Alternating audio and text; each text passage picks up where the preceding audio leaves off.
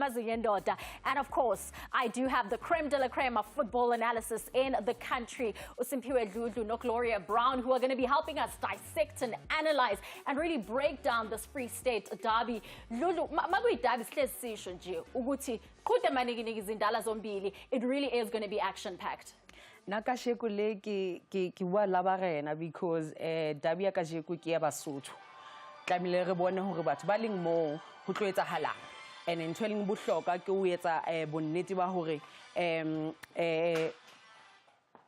Tsunami Queens, Bloemfontein Celtics. Yes. Who's going to be the queens? Is it going to be the Bloemfontein Celtics ladies that are going to take the pride, or Tsunami Queens? And the way ba link ka teng ka sheko, omong number 14, omong number 5.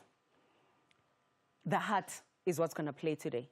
Results on who has so many results, who has lost, who has won coming into the game. Sometimes it doesn't matter that much because all these teams, what they want to say is that Kausan on a Monday, who wants to be walking with confidence on the streets of Free State? It's all about the bragging rights of the derby. And we know in terms of Tsunami Queens, Gloria, they haven't had much of those bragging rights. In their previous 6 encounters have not beaten Bloem Celtic. But who knows, today could be the day when their fortunes change around.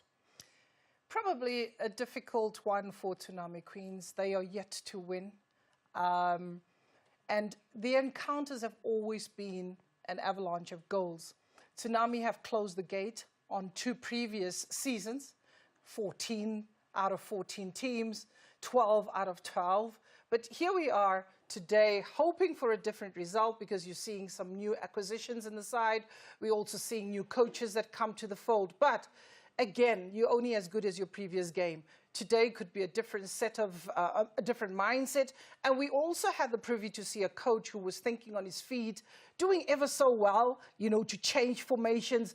I mean, the previous game was a 2-1 loss, and that was a very, very close encounter. So, yes, it would be an expectation that the team could get one over Bloem Celtic, but, you know, in the league, there's always a voodoo team for you, and Bloemfontein Celtic have proven to be one of those for Tsunami Queens. Also very interesting about Bloem Celtic, they've registered 2 goalless draws so far this season. In terms of the league itself, having registered 3, so 2 of those belonging to Bloem Celtic. It's good, you know, the fact that there are those clean sheets, but also maybe concerning if things were to trickle down to goal difference. You want to make sure that your side is scoring those important goals. Very early on in the league, you want to make sure that you don't lose games. If Utu losile, you would have dropped 2 points and getting a draw.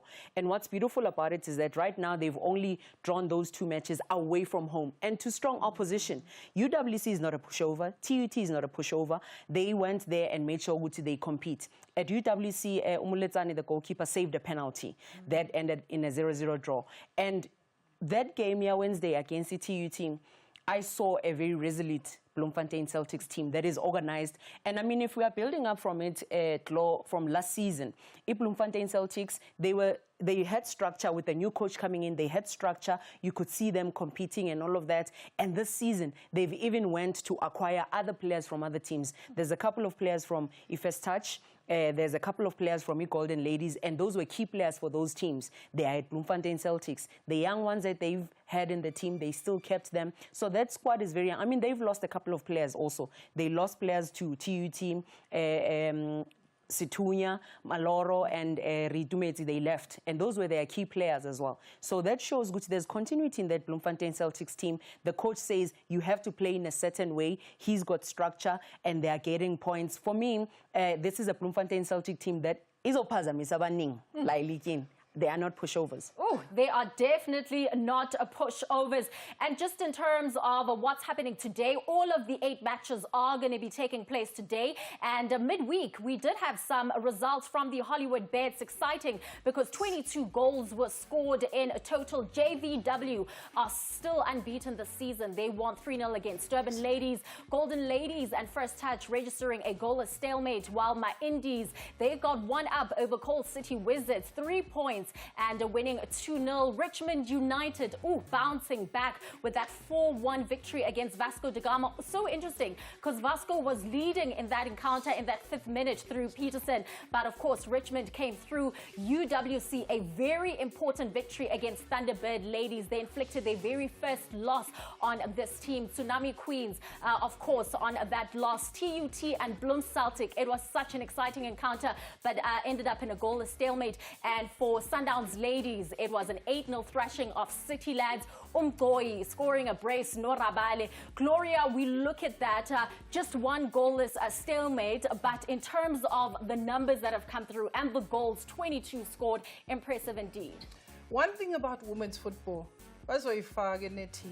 we keep promising the people that there's always excitement. I mean, to see a goalless draw between TUT and Bloemfontein Celtic is something that is very unusual, because very often you get the high-scoring games, or even if it's not a high-scoring games, you get the goals. And that has been the story of women's football, whether it be a header or Bashama Tamayo or Ramashibobo, but that's exactly what women's football is about. It's pretty exciting. We scored about 577 goals last season. When we looked and do the maths, you're almost heading for an 830 goals per season. If you're taking a 30 goal almost per week scoring ratio. So here we are looking at Mamelodi Sundowns, Rabale. She's really been the player on song. She's got a brace. You're looking at a double brace also by Mpumi Nyandeni and Andisiwe Mgoyi, already setting the tone and setting the race for the Golden Boot already.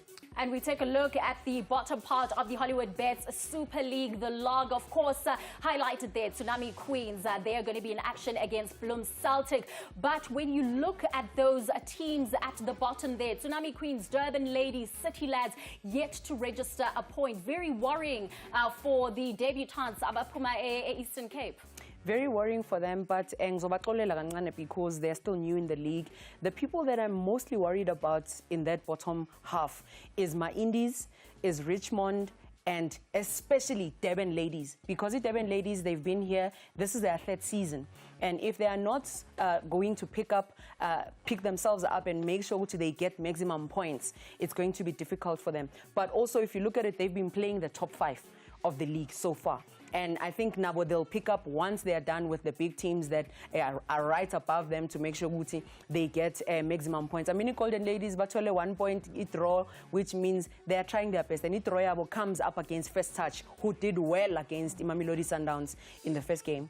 And of course, in terms of the top there, Sundowns, JVW, still the only teams that are yet to drop points, have got the full complement of 12 points. TUT, unfortunate there, they drop points in terms of that goalless stalemate that they played with Bloemfontein Celtic. Of course, they're going to be in action today. Bloemfontein Celtic, UWC, not a familiar position that they see themselves in on 7th. And of course, rounding it up, there is First Touch.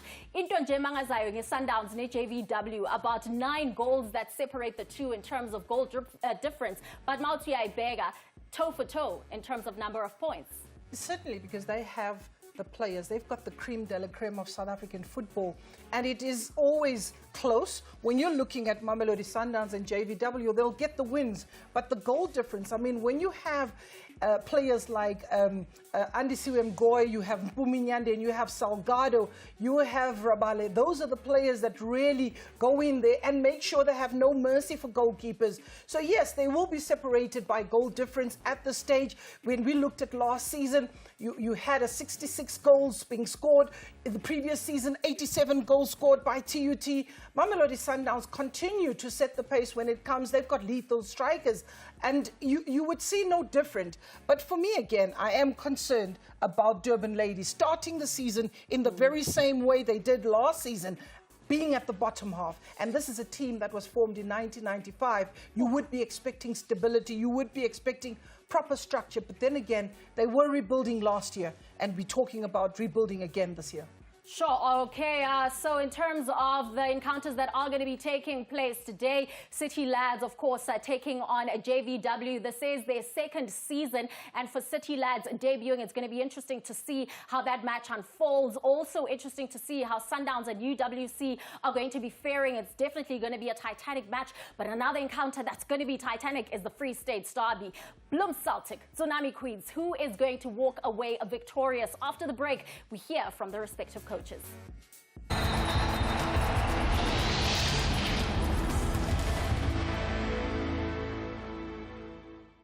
More than a view, more than a team chat. More than a view, more than a shadow. 15 million stories, that's Dive into our world and bet on an oasis of incredible casino games. Take home a briefcase with payouts as high as 500 times your bet in Deal or No Deal. Or join Gonzo's Treasure Hunt in a first-of-its-kind live game show experience. And take your place at the table to enjoy some tried and true classics with craps and baccarat. Only at betway.co.za.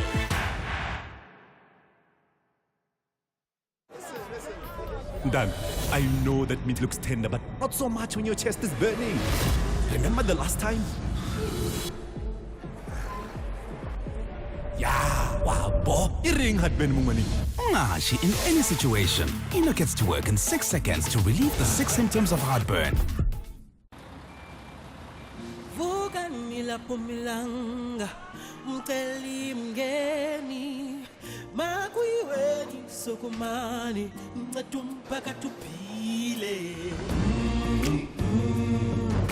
Realize Africa burwa.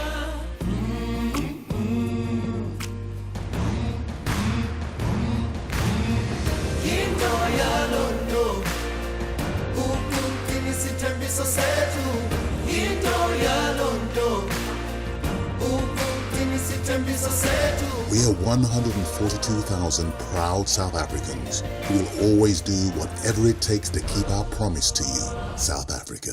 Guaranteed rewards are back. You can now upsize any qualifying meal to medium or large on the McDonald's app and get guaranteed rewards. Gaming, home cleaning services, shopping, gift vouchers, travel, and more rewards are up for grabs. Cool, right? Pull the app and start redeeming now. What is it like to live without sensitivity? Say no to sensitivity. With new Elmex Sensitive Professional Toothpaste with arginine and calcium, its clinically proven technology with natural bioargin creates a rich mineral shield to block up sensitivity in 60 seconds and prevent it from coming back. Join us. Say no to sensitivity. For instant and lasting sensitivity relief with new Elmex Sensitive Professional. As a nation, we are confronted with very serious problems affecting our children. Ongoing infections of HIV and AIDS, unplanned and unintended pregnancy, child molestation, women abuse. Let's talk about it and deal with it. It is important that we confront it as honestly as possible and as bravely as possible. Let's do it. It's good for us and it's good for our country.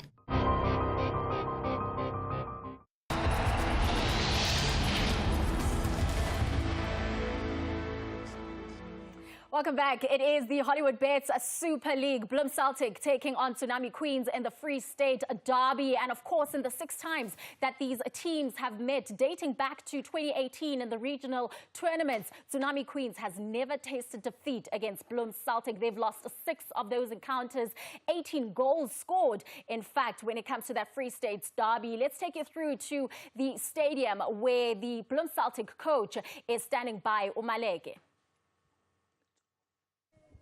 We are now joined by assistant coach of Bloemfontein Celtic, Coach Maleke Hlanyane. Now, Coach, almost begumdlalo namhlanje nzobe ndlala neTsunami Queens, a team that has never won against the Celtic, and I'm sure that's a record that you want to continue with. But in terms of ukuthi mhlambi team izolana pha kanjani namhlanje going into this encounter, how's Bands? Thank you very much, V, for this opportunity. Once more, we are glad to have this broadcast to our shows. Now, what I want to say is that we have been preparing for each and every game, irrespective of whether you haven't won the game or you have won the game. We are preparing to win the game. All our matches, we prepare them to win them. That's what we are doing today. We are not going to say Tsunami has never won, and we've got 2 wins, 2 draws. We will be gun blazing. We need these 3 points to get back to the winning ways. As you know that we have been playing 2 draws. That's how we are going to approach today's game. As you come out guns blazing, Coach, how are you going to be lining up the team in terms of your formation, and perhaps just talk us through changes to a starting 11 from your midweek encounter? Yes, our formation is 4-3-3, but understanding that we are more attacking on the full backs, meaning that we've got a 2-5-2-1. That is the formation that we are taking. But when we don't have the ball, we always shape in 4-3-3. But when we attack, everybody should be on the opponent's half, so that we get an early goal. And once we get an early goal, you control the game. The rest is history. Assistant Coach Maleke Hlanyane talking about how they want to make sure that that record is not tainted. They want to continue winning against Tsunami Queens. Also very interesting there is that their goalkeeper, Muletsani, who's had 3 clean sheets, is actually starting on the bench today. I think it's important you're seeing a coach trying to rotate his squad.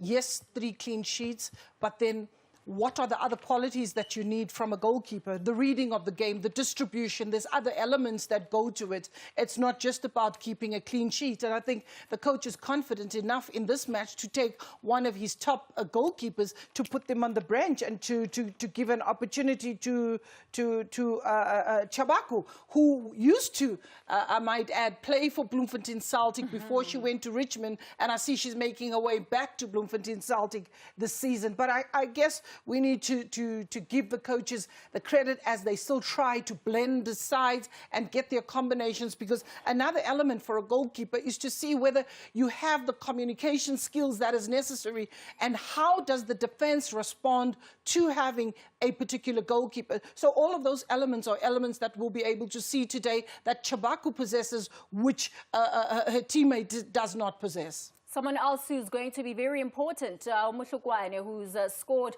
3 of the 5 goals that Bloem Celtic has netted so far this season. She is on the starting lineup. She starts wide on the wing, and she also has the ability to, run across because she's got speed, she's got the height and the strength, and at times the coach moves it up front to strike, especially when they start making those changes. And this is a Bloemfontein Celtics team that is brave. They have structure. They are able to go out there and play for each other. And I see also in that midfield, they've got a couple of changes there, and which means the coach is just rotating the team, because playing 3 games in a space of 7-8 days is a hard one. It definitely is a hard one. Something else that's going to be hard for Tsunami Queens is overturning that record of having lost 6 against Bloem Celtic. Can they do it? Uthabiso Mofokeng, umqeqeshi uthini yena? Tsunami Queens head coach Thabiso Mofokeng joins us now. Coach, ningena kulo mdlalo on the back of not having registered a single victory so far this season. Angitshela ukuthi nizizwa kanjani as a team, nokuthi mhlambe nizilungiselele kanjani for umdlalo wanamhlanje to ensure that you can secure your first victory against Celtic. Because ngithola mathatha qwa high fela grounding, so tlo batla ba thatha di player tlamela re sebetsane le bona mentally le re tla ka grounding, so batla ba thatha ho. And the mentally o tlo maybe the players tsa how di jwang hona jwanong ba batla ba ntse ba zama anyana bazama. Aribuwe ka di tactics tsa lona tsa kajeko, coach, what formation are you looking to use? What changes have you made to your team to just try and ensure that you can find the back of the net? Goalkeeper rona ntse ke sebedisa motjha, so la thola injury se ke tshaba mono o tla le mala o feta, so ke montshitse ke ntse mong hape le player ya rona e sebetsang e teng ka jeno, at least nyana o tla khona go thusa ka morao, khona go defender. System ya rona ke 3-5-2 e tla go thusa ga take ya rona. And that is a coach that is sounding very hopeful in terms of this encounter that we're building up to, that is kicking off at 3 p.m. So unfortunate there, Lulu, in terms of the goalkeeping department forced injury. And for a side like Tsunami that has been conceding quite a lot, Sizobona, just how much of an impact that's going to have on the game? Yeah, it will have an impact because it affects your fluidity. But Kabai comes back in because last game she had to, step aside, and now she comes back. back into the lineup, which means Coach Nai is also trying to rotate the squad as much as he can. There's something important he mentioned. He said one of our players, Aberekang Uteng Kashekule, because that's the struggle in women's football. Abanye abatoli leave yokuthi bangize emsebenzini because mele ayodlala game. And today we are fortunate with the employers. Other employers said it's fine, you can go on another match. And I think it brings confidence as well, because he says because that has been their struggle. They've been conceding at the back, and for them, I mean, 12 goals that they've conceded, you know. And the beauty of it is that they're also able to punch back and score some goals. The 3 goals that they've scored, it means they have the ability to do that. And ama player corner lapan, I mean, Uzweni is one that scores, Matiela is one that creates as well. So for me, it will be important to see how he features today with confidence. So it means he's starting from the back to make sure that he closes, doesn't give Celtics enough space to run, where they'll be able to capitalize and take. So he wants them to take shots from far. It means this coach is still learning. Last week is Kulumini Ngaiklo to say he's learning, coaching is taking place, because he sees his team and he says, where can I fix? And so far he's been working on his defensive organization.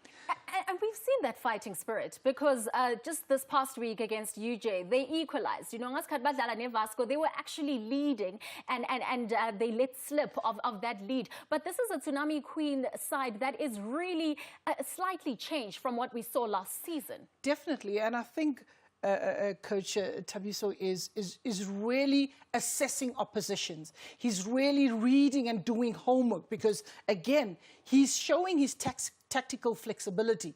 Against TUT, he played a different formation. Today he comes in, he realizes this is a different opposition, and therefore he's going in with the 3-5-2. And believe you me, he could actually change it into a 4-3-3 as the game progresses. So here we have a coach that is really trying to ensure that he makes life very difficult for the opposition. It is going to be a heated Free State derby. It's going to be goals galore. 3 very important points are at stake today. When we do return from the ad break, we straight to take you through to the commentary team. Utulimiya kanye noSphiwe Mkhonza are going to be standing by.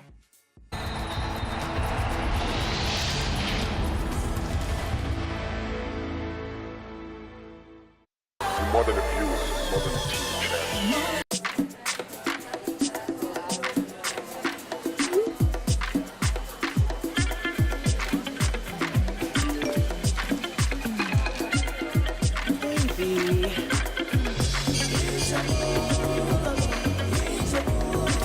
Have a Nazo me moment. Whenever, wherever. Try the delicious cheeseburger or the jalapeno chicken burger at only 29 Rand 90 for each small meal. Nazo. People are eating more and more acidic foods, which can cause enamel loss and may lead to tooth sensitivity and yellowing. Pro-enamel will drive in more minerals into the enamel structure so that the enamel is stronger and more resilient to acid. New Pro-enamel has been specially designed for enamel protection.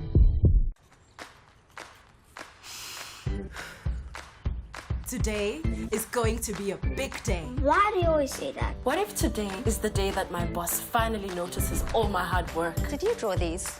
Yes, I did. Come by my office. Okay. Wow, that's so cool. Yes, and today you could score that winning try. Let's go.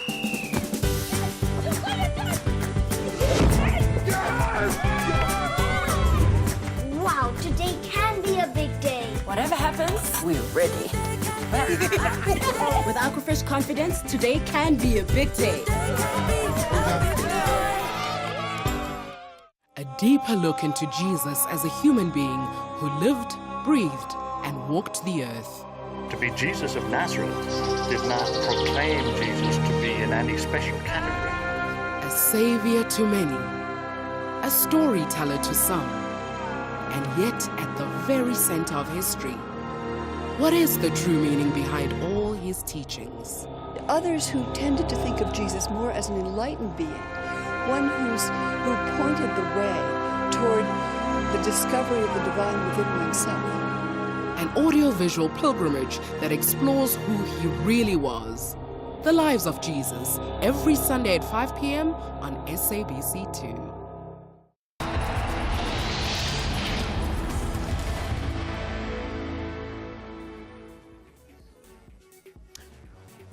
good manikiniki zindala zombili ke njengoba ke namhlanje sila Central University of Technology eBloemfontein amaqembu amabili iBloemfontein Celtic badlala nayo ke iTsunami Queens iqembu ngempela leli ke elingayazi iwini kule season kanti ke iBloemfontein Celtic yona njengoba ke ubabona ke onompempe laphana ke bezihola bengena ke nazo ke laphana ke enkundleni iBloemfontein Celtic iza ke kulomdlalo enamawini amabili ephinde ke ibe ke nama draw amabili bahlezi ke ku number 5 kuyona ke ilogi yayo ke iHollywood Bet Super League badlala ke neqembu ehlezi ke ku number 14 njengoba seshilo ukuthi abayazi ke nokuyazi nje nakancane iyona ke iwini ke abayo ke iTsunami Queens ke namhlanje bafuna ke ukuthi ke izinto bazenze ke ngendlela ke eyehlukile njengoba ke umdlalo ke wokuqala masingabheka nje iTsunami Queens ukuthi ke badlala kanjani 5-0 beshawa ifirst touch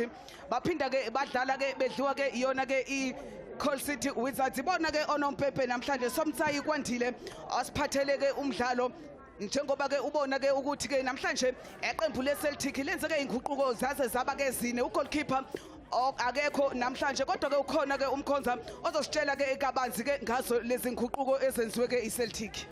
Thank you, Ngiyabonga Julie. Celtics is playing 4-3 and there's a specific general principles about their formation. They say they want to press with front three. The front three, obviously, they want to stress so much on the ball because they've seen Tsunami are not comfortable starting the ball at the back. But it's all about 3-2 formation that they're trying to play, especially out of ball position. So I'm expecting Celtics to be aggressive with their press and always try to retain position immediately.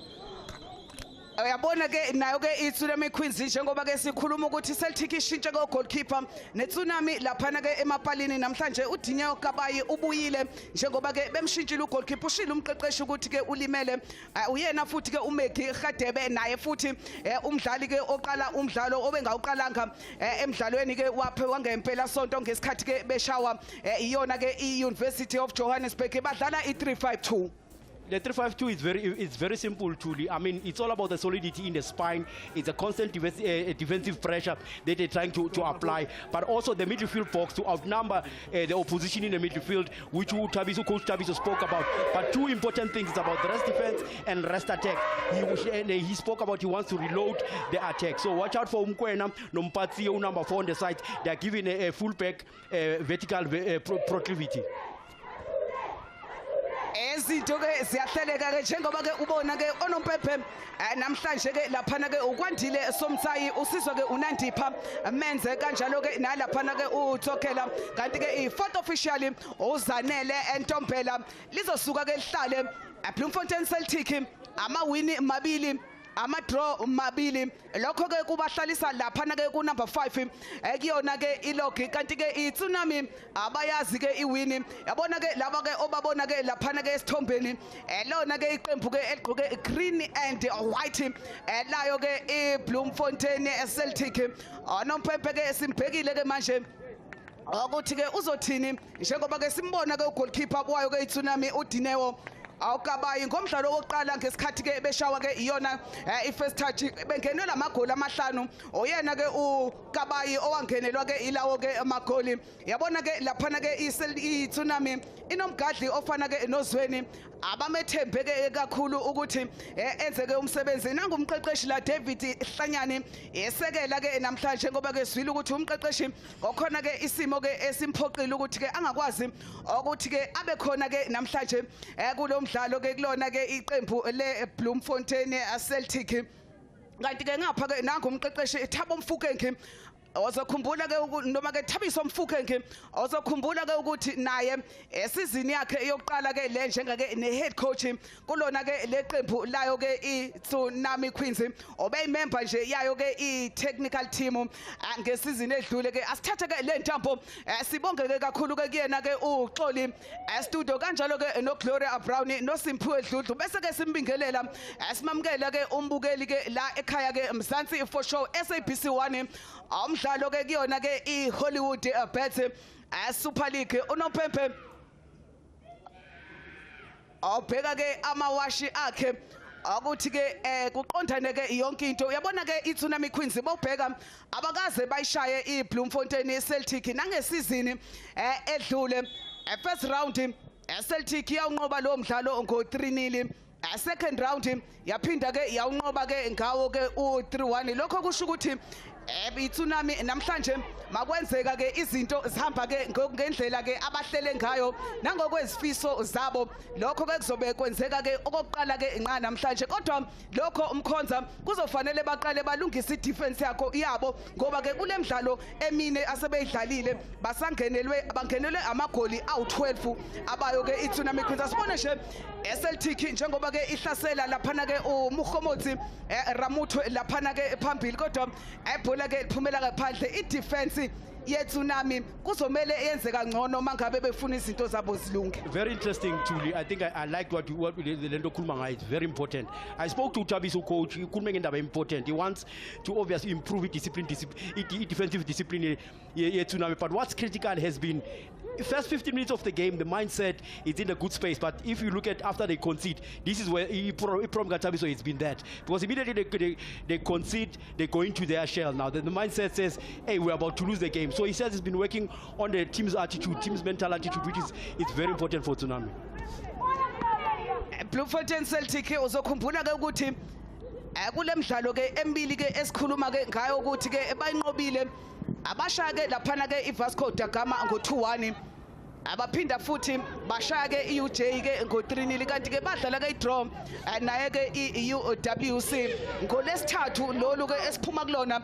Enye ke idraw oka not abayidlala ke nayo ke i2UT. Ngeshwa ke namhlanje goalkeeper awalo ke iqembu ke layo ke Bloemfontein Celtic obe nama clean sheet amathathu kule midlalo emine. Namhlanje akekho la enkundleni. Umqeqeshi ukhale kakhulu ukuthi ulinyalelwe umdlali ke abemethembile kuliyena ke ugoalkeeper. Ngiyamkhumbula ngesikhathi bedlala neWC wavimba ngisho penalty. I think ama changes from the goalkeeper, both teams. Ama goalkeeper Abotuli Uchabako on the side of the Celtics, always coming in for injury from it's a first change because there's an injury, but also Ukabai Ngale coach Tabiso spoke about the important thing, especially if they have ball position. He's talking about if fluidity from the goalkeeper. She progresses the player from they try to build up from the back. Asibone nje laphana ke bengena futhi ke lapha Nicole Michael ogadla ke laphana ke phambili khona umgadli oyingozi kule qembu ke layo ke iCeltic uGalebane Mohlakwana. Yabona ke emidlalweni emine le asebeyidlalile useshaye ke amagoli amathathu. Washaya ke lapha ngesikhathi bedlala ke neUJ amabili. Asibone lapha ke boxini ibhola ke lifuna amakhanda kodwa cha eyavimba ke emuva eTsunami lapha ke Victoria Agujamo. Omunye ke futhi ke umdlali namhlanje oyiqalayo ke umdlalo obengawuqalanga ngesikhathi ebeshawa ke iyona ke lapha ke University of Johannesburg center back strong yena ke uGujamo. Bengisakutshela ke la ukuthi ke khona ke umgadli Galebane Mohlakwane eqenjini leCeltic. Makuthiwa nje sibheka abadlali abange-influencer ngempela ke lo mdlalo unamagoli amathathu emidlalweni emine. Oshaye 2 ngesikhathi beshaya ke iUJ, washaya ke lodwa ngesikhathi beshaya ke iCitylet abayo ke iCeltic. Asibone futhi amnyakazo ngakwesokudla uyena ke lengikhuluma ngaye Mohlakwane. Throw in ngakwesokudla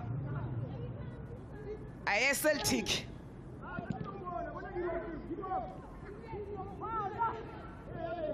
Yaluwina futhi ke ibhola ke iyona ke iBloemfontein Celtic. Cynthia nabe bathathela manje ke uzweni awuthi uyawushintsha umdlalo kodwa ke ibhola ke alifiki kuyena. Othiwa ke alibuye ke leli bhola ke lizophoswa liphoswa ke ibona ke abayo ke la iTsunami Queens. Yabona ke lamaqembu omabili asayinisile ke kule season. Asibone nje laphana ke ngakwesokudla ke ukuthi njengoba belishifta nje kamnandi bewuswitch umdlalo bafuna ke lapha Nicole Michael ebhola kodwa ke liyamshiya ke yena ke Michael. Yabona ke lamaqembu asayinisile ngempela akhombisayo ke ukuthi ke bafuna ke ukwenza kangcono ngesizini edlule. futhi ke masibheka nje iCeltic namhlanje bakhona abadlali abasayinile umqeqeshi abaqalisile namhlanje ngikhuluma ke ngaye ke lapha asibone ke lapha lephoxini lapha eshekonakala kuleli yaphali ke layo ke iTsunami Queens Mohlakwane umgadli oyingozi amagoli amathathu obheke nje goalkeeper waphuma wathi ulivalela phakathi laselishaya ke i-side netting. Immediately it's Tsunami, they stopped anything that is played behind. They need to withdraw their high line because now that high line meant Umhlakwane will be able to come out alone. Their situation, and they were lucky that they were not punished in that situation. But I think a high line it needs flexibility. You need to be able to know when to hold it and when to drop. Umqeqeshi namhlanje ke wayo ke iCeltic njengoba ngikutshela ngabadlali abasha uKhensani Nkuna 24 years defender uqalile umdlalo bamsayine kuyona ke iGolden Ladies udlala ke laphana ke emuva naye ke uJanet Mkwena goalkeeper nangefuna ukudala nje ingozi isidingo ke esingekho ebhola ke iphumela ke ngaphandle oyena ke uJanet lo mbona laphana ke esithombeni udlala ke noKhensani omunye umdlalo omusha Ramuthwe umgadli laphana ke phambili abanye ke abadlali ke abasayinwe ke umqeqeshi balo ke leqembu khona ke naye ke uRapasa bamsayine kuma Indies uyabona ukuthi iCeltic efuna ukuthi ke ithi ukuchallenge amaqembu afana no Sundowns no TUT no UWC iCeltics ku season ka 2019 and 2020 they started well even last season but they finished 7th and they talk about it's not good for their standards. I think they believe in their team. They've made some signings though they lost Abu Rabala, but this season they want to do better. I know they've been giving Sundowns a bit of a hard time, obviously not all the time, but I think Celtics has been a team that structured and they've done so well over the past years. So this year they say they want to finish in a better position. And not isco uyabona ke sizeke kulo mdlalo njengoba ke wonke amaqembu namhlanje edlala asibone nje le Tripoli yinhle asibone nali ibhola eboxini kodwa usijajile usibonile ukuthi ube offside uMohlakwane. Ngikhulumile lento le ukuthi every time they want to hold a high line without pressurizing the person on the ball. If there's no pressure on the ball, withdraw your high line yakho, and it's understanding that they need to understand, which Utabiso spoke about. He wants to work on improve discipline, defensive discipline yakhe. Sundowns ke njengoba ke size ke kule mdlalo ke yanamhlanje wonke amaqembu ayadlala ke namhlanje iSundowns isahlezi ke laphana ke phezulu ku number 1 badlale 4 games bana 20 laphana ke bana 12 points abayo ke iSundowns elona qembu ke elingakashawa number 2 JVW nabo futhi 4 games abana lose abana draw ama winning kuphela 12 points bese ke number 3 ekhona ke le surprise package ebizwa ngeThunderbirds evele nje yamangaza abantu abaningi kule season bawina imidlalo emithathu ilandelana iluzi baze bayithola ngolesithathu kodwa uyabona ukuthi bayilungele le season. It's all about how you prepare your team through pre-season, and also to into important in a team is to look at the report. I mean, for every season, my pair, you look at the report. Who do you need to bring? Who do you let? I know sometimes it's very sad when you're letting players go, but in order to improve the team, you need to bring in new faces. But also, your business outside the field is very critical for any team. Khensani Nkuna ke njengoba ke ebemthintile kodwa ke umdlalo ke uyaqhubeka ngemuva kweThunderbirds khona iUniversity of Johannesburg bana 9 points njengoba ke iCeltic ihlezi ke lapha number 5 bona bana 8 kanti ke TUT number 6 UWC number 7 kanti ke mawukwehla nje ubheka ke ezantsi emsileni okhona ke amaqembu nje angayazi iwini ekule season asibone nje leya pass efuna ke uzweni kodwa cha abamtholi defense yeCeltic imgadile ke uzweni khona amaqembu angayazi iwini namhlanje siku round 5 qala lapha ku number 13 Golden Ladies ayazi iwini abangenelwe amagoli awu16 bese kuba iTsunami Queens number 14 Durban Ladies City omakoti kule league bayafika uyabona nje ukuthi ayike bayabhabhadiswa ngempela asibone nje ukuthi njengoba ke ifuna ke ukuhlasela ke laphana ke iTsunami ukuthi ke bazokwenza njani ibhola ke bayaliphosa kodwa ke balithatha nje kalula emuva bukelwa Fuzile ebhola ke base ke belikhiphela ke ngaphandle iCity Lads iyona evale laphana ke emsileni abayafika kule season abayazi wini kodwa iVasco da Gama abafika nayo bona bayitholile iwini babeshaya yona ke lapha Tsunami sibone lo mnyakazo weCeltic iyakhuphuka manje ngakwesokunxele kodwa ke ibhola ke eliyonakala elakhe ke lapha Emily Muhlohololo. I think to limp into important, the common denominator, if you look at our team from position 13, Golden Ladies have considered 16, Tsunami have considered 12, Itaban Ladies have considered 9, and the City Lads they've considered 19. So it's always about the defensive discipline that the team needs to try to rectify, and that is why you find them they've considered so many goals. So now Tsunami Tabis has been emphasizing on his defensive discipline.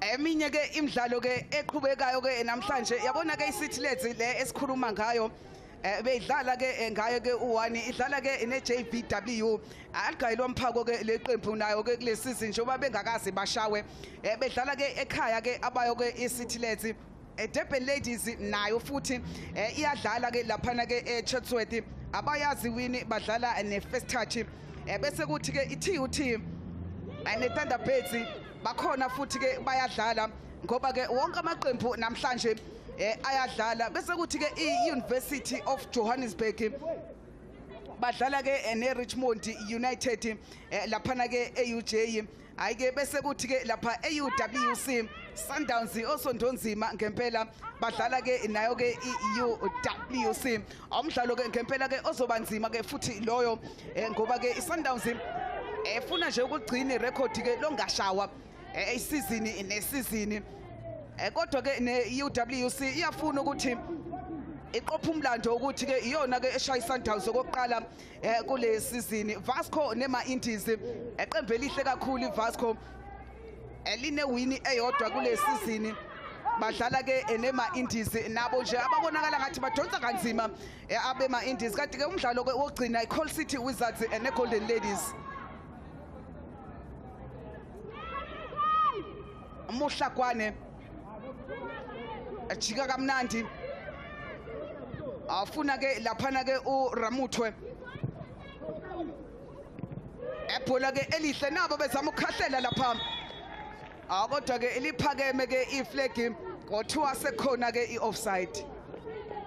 For me, Tsunami, what's important, it's how you manage the space element, the numbers, and obviously, if Celtics is dominating ball position, the only thing they can do is to manage the space and numbers, and obviously the harmonic mixture of the two. But what's important for Tsunami, it's the mentality during the transition, defensively and offensively. It's going to be critical in Namhlanje. Ampatia ebhola ke lakhe ke balithatha naba beyivula kamnandi manje abeye kwe iCeltic uyena ke lapha Muhlakwane elibuyela ke ngasemuva Priscilla Pesa amunye ke umdlali ke omusha ke kule qembu ke layo ke iCeltic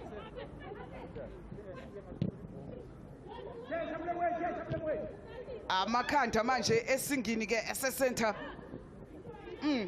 elali ibhola lakhe ke laphana ke Emily Mhuluhulu oyaliphakamisa kodwa ugoalkeeper uyalibamba uyayeka lapha uNtambose Chabaku goalkeeper uChabaku ebhola namanje ke sala phansi uZweni yabona ke uZweni amanga kutshela nje kancane ke ekhaya sibone nje uPasi abamdlala kabi onompempe ke uyakhala ke laphana ke kuyena ke umpasiya i-founding member iyayo ke iTsunami Queens lana ke umpasiya iyaphuma iyellow card yokuqala banikeza Emily othiwa uphakamise ama-stats Emily yellow card yokuqala yomdlalo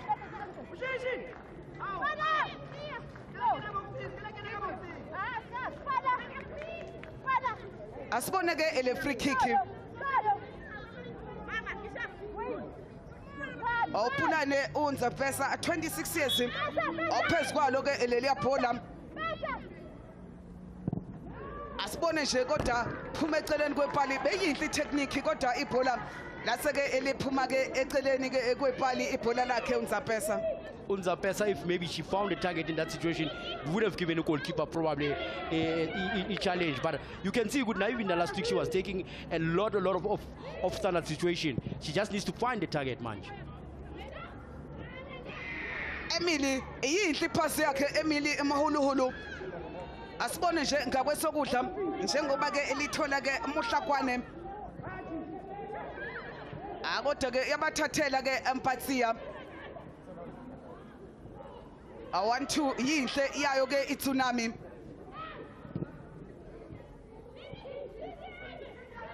Amadiphu umkwena bamphuca. Yabona ke ngathi ke lizoba ke ingozi ke lebhola. Asibone nje ukuthi ke uyaligoba lifuna amakhanda kodwa cha.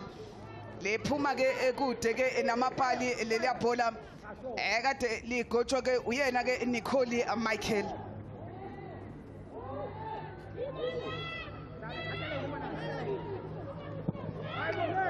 Abavele ke baphisana ke ngebhola. Anali manje ke ibhola ke leCeltic ngakwesokunxele bukelwa fuzile. Banikeza ke manje Cynthia Makete. Captain ke walo ke leqembu kodwa ibhola labo lihamba nje liya ke goalkeeper Musha. Ekuyona ke leqembu Dinewo Kabayi. Awuqala ke umdlalo ke wesibili ke namhlanje. Celtic ephuma nalo. Nicole Michael. Elindlela Michael. Bamgadile uMichael. Yebhola ephumela ngaphandle ikhona kick yokuqala yomdlalo. Game I locked in the central area. The fluidity is only on the side. So I think for Celtics, they're trying to change the point of attack from left to right. Obviously, that switch becomes a critical for Bona. But what Tsunami they are doing is losing the ball in the wrong areas. I mean, it's a turnover on its own. Luckily, Celtics are going to punish Namaj. They need to eliminate Lama turnover manning, especially losing the ball in the wrong areas. Amohlakwane uthatha ikona kick. Yavinjwa kalula nje laphana ke eboxini. Wabuya futhi ke waluwina Mohlakwane beka phansi manje Cynthia Amakete kodwa ibhola ke laseke lahamba liya ke kuyena ke ugoalkeeper Dinewo Kabayi. Yabona ke masingabheka nje imphumela yaphakathi ke nesonto ngoba ke ngolesithathu ubekudlalwa iSundowns eshaye ke lapha iCity Lets ngo 8-0 ishayele ekhaya yona ke iSundowns ima Indies nayo ke inqobile ngo 2-0 ishaye Coal City Wizards bekuyiwini yokuqala ke kule season leyo ke iyayo ke ima Indies. Asibone ke Zweni zama ukushaya Zweni lashaya ibali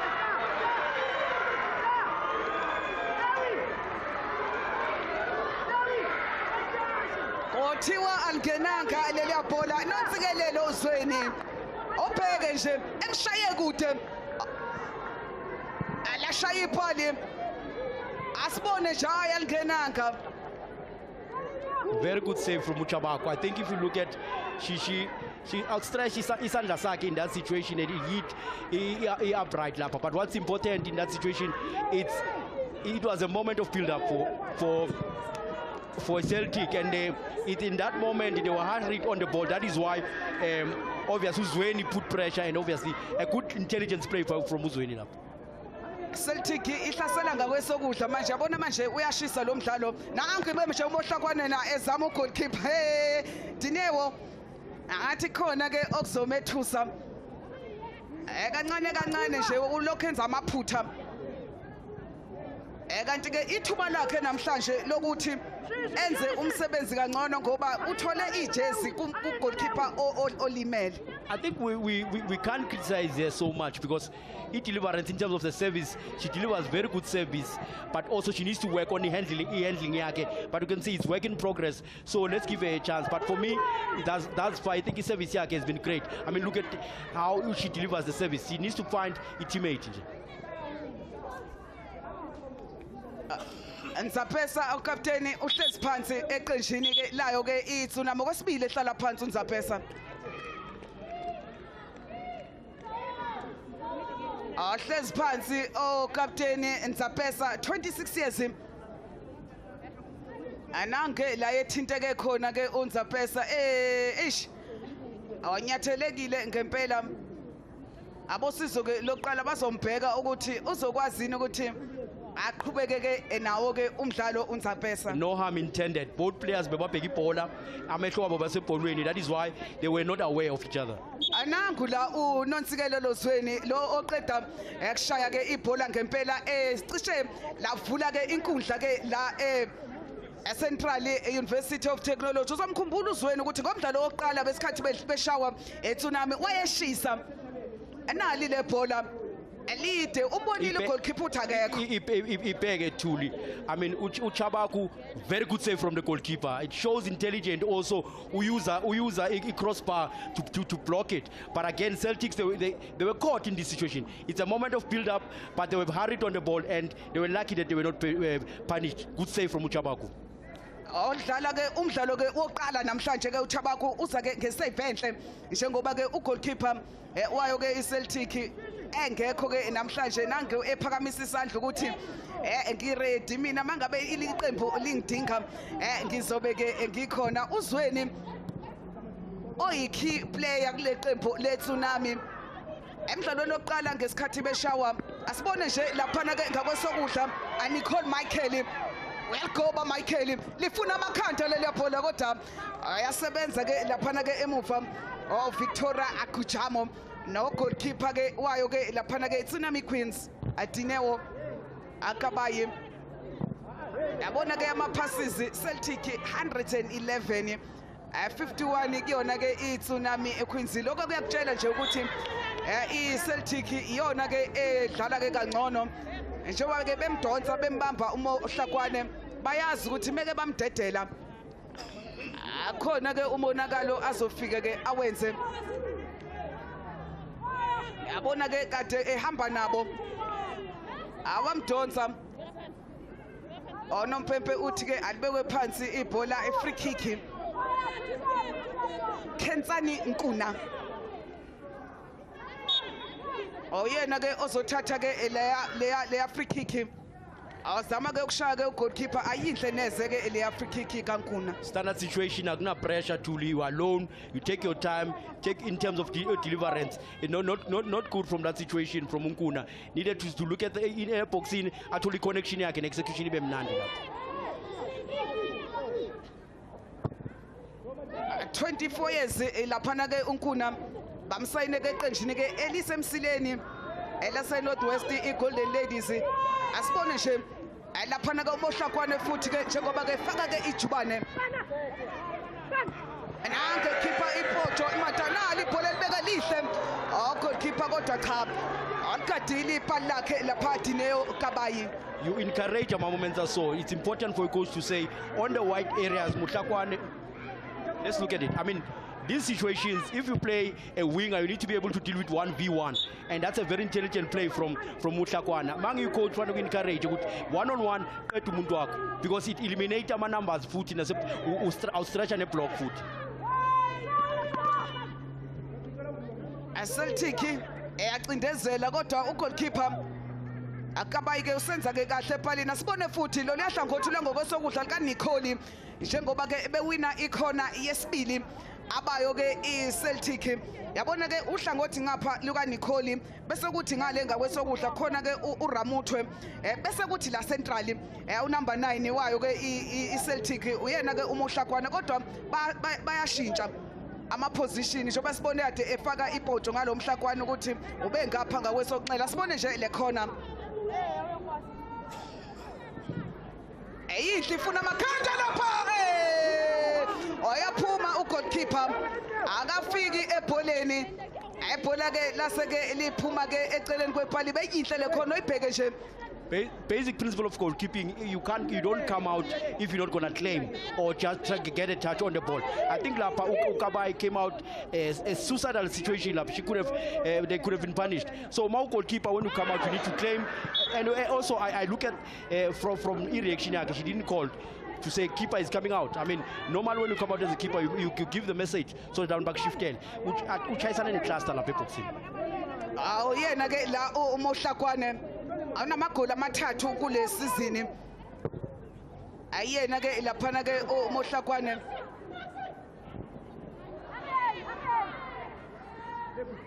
Uyabona ke mawubheka inamba aziwaqamba manga amkhonza 66% ibhola kuyona ke iCeltic kanti ke 34 ngapha eqenjini layo ke iTsunami. I mean, pole position claims with Celtics, they have established the control game truly. They just need to find progression. They need to open up those channels to punish Tsunami. But Tsunami are very smart in terms of sitting, obviously, on a low block.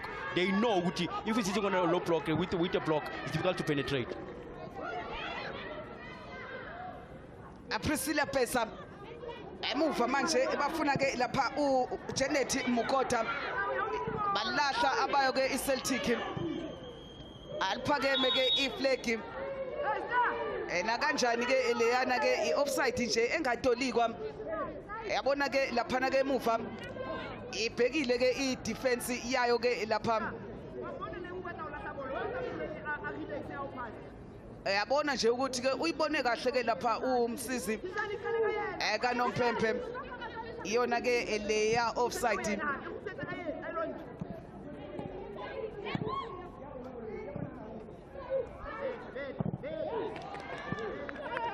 Fuzile laphana ke ufuna phambili lapha uLorraine ebhola ke alifiki ke kuyena ke uLorraine. Uyabona ke size ke namhlanje kule mdlalo njengoba ke siku round 5 amagoli ke aseshayiwe 116 emidlalweni nje eyu31 kuphela ke yabona nje ileague yeHollywood iphethe yonke into amagoli ayashawa. Njengoba ke iSundowns kuyona ehamba phambili emidlalweni emine bashaya 26 goals. Asibone nje le movement enhle kodwa cha ibhola ke liyavinjwa liyabuya ke ngokusheshsha. Amohlakwane olindi support Amohlakwane bayayivala indlela yakhe ke laphana ke uMohlakwane. iSundowns iyona ehamba phambili 26 goals. Uyabona ke kulawo 26 goals uRabale aboyitumelo wayegijima kulona ke leqembu oseshaya ke amagoli ke awu7 emidlalweni emine. Okusho ukuthi nje emidlalweni yonke asebeyidlalile ushaye ke amagoli. Ngiyakhumbula nje lapha komdlalo wokuqala lapha eGiyani washaya ke igoli bedla ke ima-Indies ngo2-1. Waphinda futhi ke washaya ke 3 goals lapha ngolesithathu beshaya iDurban Ladies eshaya ke iyona ke laphana ke hat-trick awurabala sibhenjele free kick. Oyena ke uMohlakwane uyaphuma ugoalkeeper oyalithatha kalula nje ngokukhulu okuze ethemba ke yena ke laphana ke uDinewo. Phindile futhi ke ngesikhathi ke bedlala neGolden Ladies washaya ke igoli. Arabale nangesikhathi beshaya futhi eCity Ladies uyawashaya amagoli. Ukhuluma nge-important player yeCeltics that has joined Sundowns.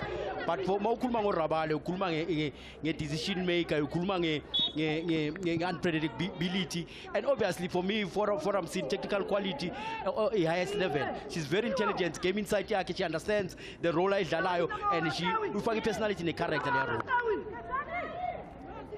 Oyena ke uRabale ke ohamba phambili ke ngokushaka amagoli njengamanje una7 emva kwakhe khona Andisiwe Mxoyi naye futhi uMgcoyi ke uphuma kulona ke iqembu ke leSundowns. Alana ke siyawabona ama hat-trick ngo-week 1 nje sabona ke ama hat-trick amabili. Gabriela Salgado we-JBW benonyandeni ebona ke abashaya ke ama hat-trick njengoba ke sibone ke eyesithathu ke laphana ke uRabale akusho ukuthi ke mathathu ama hat-trick esesike sawabona kuyona ke le season isaphansi isizini kusadlalwe nje sizelana ke sidlale 31 games asazi ke ukuthi ke usuku lwanamhlanje liyoshona ke isobe siphethe ziphi indaba sibone la Celtic njengoba elivala ibhola ibhola lihle boxing lapha free header yabona amakhuluna nge-free header aramuthwe bekuwusuku anesikhathi sokuthi abhalise lapha egama lakhe ebhodini eqenjini le-Celtic njengoba ke emusha buka nje free header. If Upegale Uramutu needed to punish in that situation because it's a good break up on the side. Come holo holo, Upita Umfukeng speed and obviously very intelligent play by closing it in and when the deliverance across was very crucial. Amohlakwane futhi uyangena ngenkani yafika isupport ufika lapha bukelwa Fuzile ashayisana manje ke abayo ke iTsunami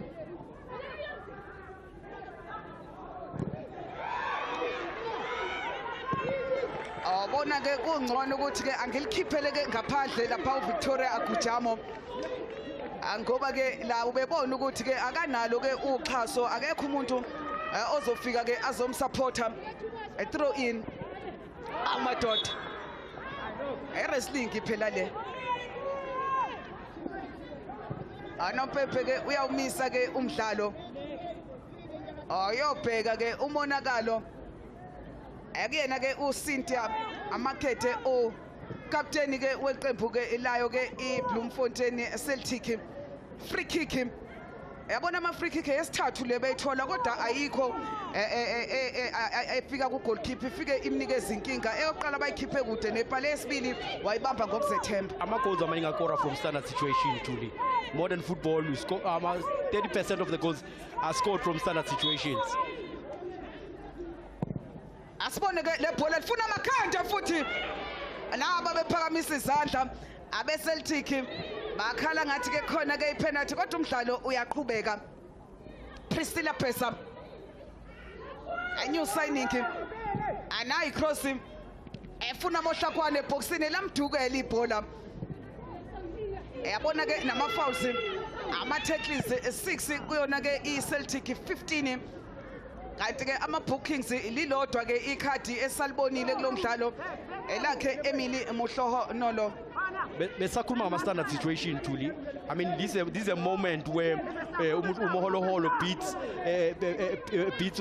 Umfukeng on the other side but deliverance good connection. I think for Mina Lapa not far away from punishing them. Oh yena ke lapha uRamutwe 21 years omgadli ke abamsayine kuyona ke I first touch him yena ke lapha na ke uRamutwe Mukhumotsi abekumele ke enzeke kangcono ngempela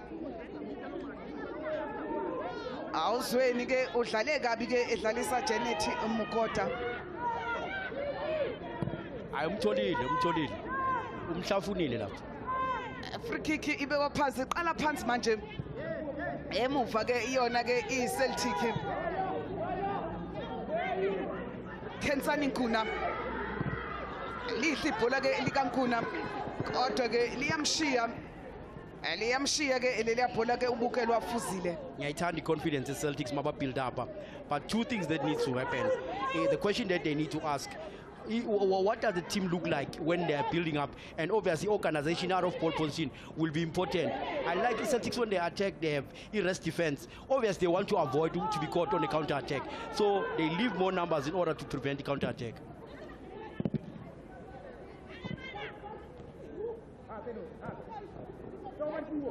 Fuzile futhi ibuyisela ke ngasemuva ke lapha Kensani Nkuna othi uyadlulisa ke lapha ibhola Emily Moholohola sibone nje le bhola eboxini kodwa lephakeme kudala iflag lephakeme kudala iflag kothiwa ke ngelibalwe ke le bhola asilibone nje. Hey, Mkhonza. Definitely a wrong call from an assistant. Hey, a wrong call. Bengikhuluma ngale highline yeTsunami. I think a wrong call. In fact, it's a wrong call from an assistant lapha. I think she didn't see akayibonanga kahle. yazi uphume phakathi kwabo ngempela kodwa ke isikho ke simile ke not 34 minutes ebhodini asibone ke laphana yabona ke iTsunami iyafuna nje ukumshaya ikude asibone ke ukuthi ke wenze njani lapha amadiphu umkhwena waphasela izitha waphasela inkinga yomdlali u1-2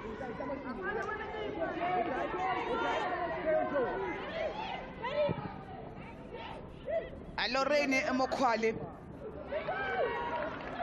Nicole Michael ngakwesokudla ushintsha uhlangothi uMichael manje nayi icross kaMichael nangu goalkeeper eyithatha uMichael uqale umdlalo engapha ngakwesonxele nange manje ke ugoba amabhola ke ngale ke ngakwesokudla yabona ama cross 14 ayo ke iCeltic abanayo neyodwa ke icross abayo ke lapha iTsunami Queens yabona nje ukuthi ke iCeltic idlala kakhulu ke ngenhlangothi awubamlahla phansi futhi ucaptain ukhuluma into important Thuli uMichael noMhlokwane they changing side it's allowed it's dynamic interchanging of position obvious to reduce credibility and I think it's very important if ubheka ngapha uMichael une speed uMhlokwane is skillful so ba reduce unpredictability oyabona ke futhi ke mawuhlehla nje ubheka esizini ke yango 2019 2020 njengoba ke ngeke ngasho ukuthi ke iTsunami Queens ayikazi ishaya iCeltic nangaleyo season futhi iCeltic iyadedela nje induku 3-0 ishaya ke iTsunami emlenzeni ke wayo ke i-first round second round baphinda futhi babashaya ke 3-0 kusho ukuthi 2019 2020 Celtic yashaya ke 6 goals ngesizini edlule njengoba wina 3-1 futhi bawina 3-0 6 goals namhlanje ke sizobona ke ukuthi le first round ke yale season phela ke kanjani ke ngiyakhumbula lapha ngesizini edlule angesikhathi ke ehlangene ke lamaqembu mhla ka8 May Tsunami ke Queens iyadliwa ke ngo3-1 uMadiphu omkwena uyena ke owashaya ke le goal ke elilodwa aleyo ke iCeltic waseqhamuka ke la Mohlakwane washaya ke amabili kulowo mdlalo elesithathu ke lashaya ke Ritumetse Chabane wona ke umdlalo ke owaphela ke ngo3-1 nayi ke ifree kick Nzaphesa phezu kwebhola 26 years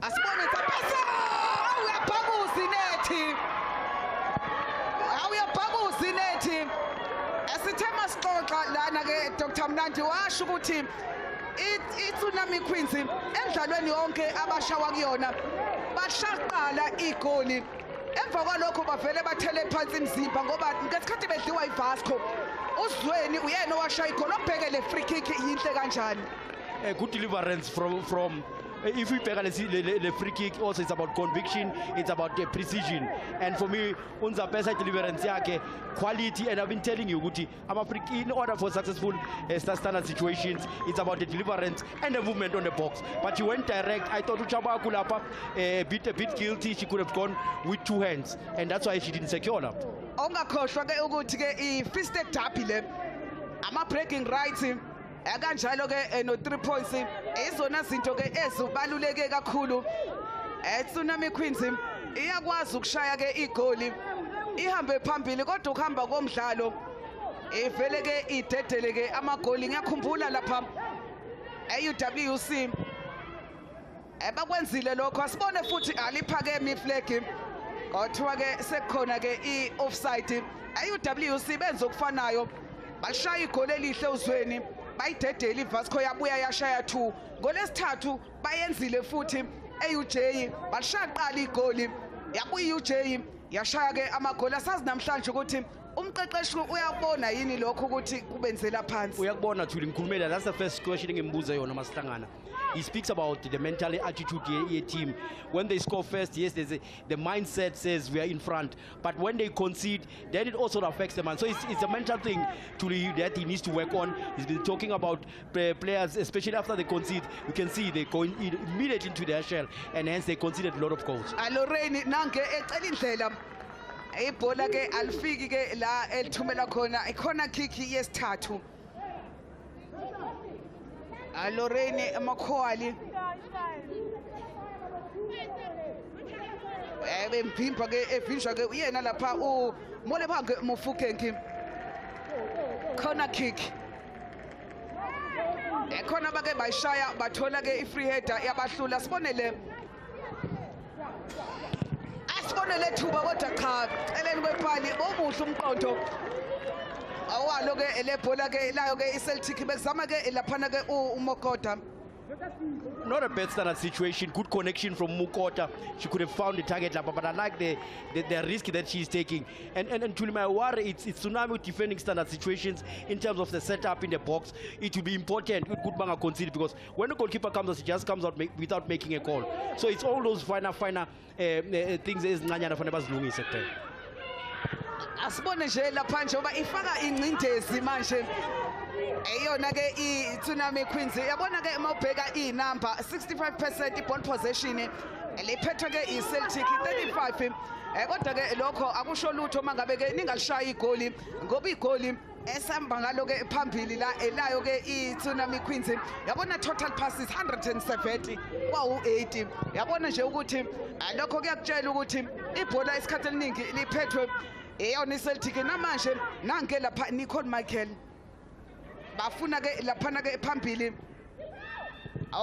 ufuzile ayagoba ibhola liyamceza ke laphana ke uHalebane Muhlakwane uyalivala alibuyisela khona nangwenza iphutha ke laphana ke Mkwena ayaphuma kodwa ke ugoalkeeper baqalile ngalamaphutha ke abo ke lapha emuva kuyona iTsunami Queens.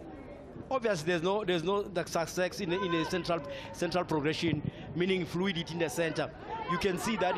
I mean, let's go back to the goal. That deliverance from Unzapes. I mean, for me, conviction and precision were critical, but also goalkeeping error from Uchabaku. She could have gone with 2 hands or tried to punch the ball away. Unzapes ke uzokhumbula ke ukuthi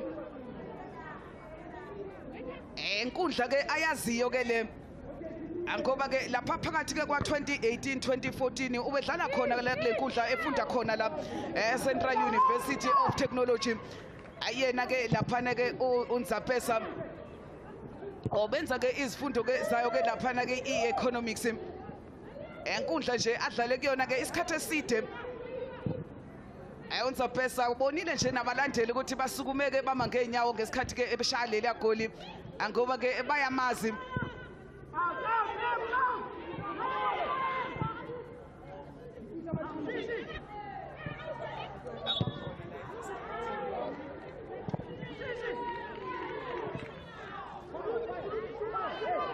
Janet Mokota abamdlala kabi ke uNompempe uyawumisa ke umdlalo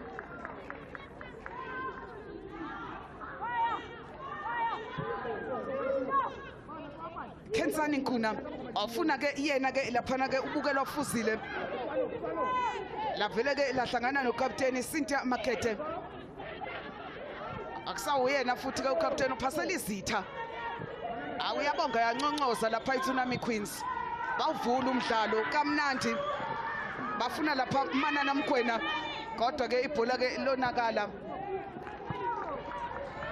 yabona iTsunami ukuthi ke yabona mangabe silibamba ibhola ke siya nalo phambili kukhona ke okwenzekayo ke kuleya defense ukuzokhumbula ukuthi namhlanje khona umdlali ke odlala okokuqala uKensani Nkuna kuleya defense angazi noma ke umqeqeshi ubonile lokho ukuthi ke asibangene khona obheke namanje ngene eboxini uZweni abelibamba ke ngesandla oyena uZweni olibambe ngesandla kodwa akazi ukumyeka uZweni azenzele umathanda kanje lapha eboxini ngoba uzokulimaza ukhuluma into important ukuthi uNkuna just came in but she's not bad, she's doing so well, but I want you to pay attention immediately bola liyakuye. Look at the aggressive pressing from uZweni. I think she was told ukuthi mfake ikurash, you will recover your ball possession. awufuna indlela ke lapha Michael ngakwesokudla ayiphasa uyibuyisela ke kuyena ke laphana ke Emily Moholoholo bayaligoba kodwa ke idefense iyavimba Nompempe ke nangekhuza unikeza ifree kick ayona ke laphana ke iCeltic 1-0 ihamba phambili iTsunami Queens. Asibone le free kick ukuthi bazoyenza njani ngoba wonke asabahlulile nje. Asibone ke ukuthi ngoba sebayashintsha manje. Ayishawa ke uyena uMohlakwane. Abayinikeza manje ke uPriscilla Pesa. I-right back ke ile. Ayishaya ke uPesa ifuna amakhanda phezu kwepali. Phezu kwepali ikhanda lakhe ke uMohlakwane. Again, standard situation. We've seen a lot of those standard situations. Look at the conviction of deliverance. Muhlakwana should have done better. I think she closed the eyes, and the technique was needed. Lapa, they had to hit the ground, but I thought Lapa she closed the eyes. She could have done better. Go across the goalkeeper, obviously using the technique. Lapa. 45 minutes isayivele ke yahlangana ke ebhodini 2 minutes ezokwengezwa asibone nje la Munana Mkwena ukuthi ke ufuna ukwenza njani kodwa ke ibhola cha aliphumela ke ngaphandle ayisafuni lutho ke manje ke iTsunami Queens obheke namanje but protector kamnandi kanjani ibhola Who le half it's important. Tsunami, they need to maintain the time, space and numbers elements to make sure they know they're not going to establish control in terms of ball position, so they need to manage the time and space. But for Celtics, they need to keep on doing what they're doing in terms of suffocating them on the white areas. The application of the white areas, it's good, but after deliverance boxing, they need to terminate man. Asethembe ke ukuthi ke lokho okushoyo bazokwenza ekakhulukazi ke iTsunami ngoba ke iyona edinga kakhulu ke amaphuzu uyakhala umqeqeshi la David ekulona ke iqembu ke leCeltic okhona ke anganelisekile ke ngakho umsebenzi wakhe ke awumhlalele lapha e-dressing room nge-half time ngoba iqembu lakhe lidlala kangcono ilona eliphethe i-ball possession kodwa ke amagoli cha wona ke awakavumi khiphela ke ngaphandle ke ibhola ke Cynthia Makete captain ke walo ke iqembu ke leCeltic a throw in izobuya manje liphoswe Thabiso Mufukeng osebheka isikhathi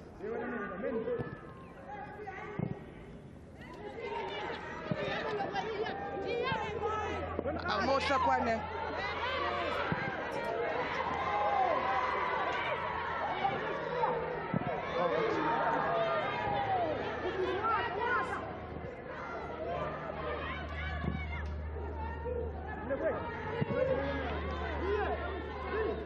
a 2 minutes engeziwe ke iphelile inkundla wavele ke wasiqeda ke isombe ke sokuqala yabona ke lenkundla ukuthi ke ngempela ke iyabhampa nje maningi ke ama-bounce nange noThabaku laphana ke kanye ke noKabayi ibhola lihlala phansi konzima ukuthi ke lihlale phansi ke ibhola ke la enkundleni kodwa ke siya ke ekhefini obheke nje naye ke belimdlula laphana ke uPriscilla Apesa siya ke ekhefini esithi 1-0 ihamba phambili iTsunami Queens uNzapesa okapteni elida ngempela ke elihola ke iqembu sesobona ke isombe ke sesibili ukuthi ke sihamba kanjani kodwa ke inamba njengoba ke uzibona 164 ama passes abe impumelelo 199 esewonke ayo ke iCeltic kanti 76-107 kapha ball possession 61% at 31 kuyona ke iTsunami Queens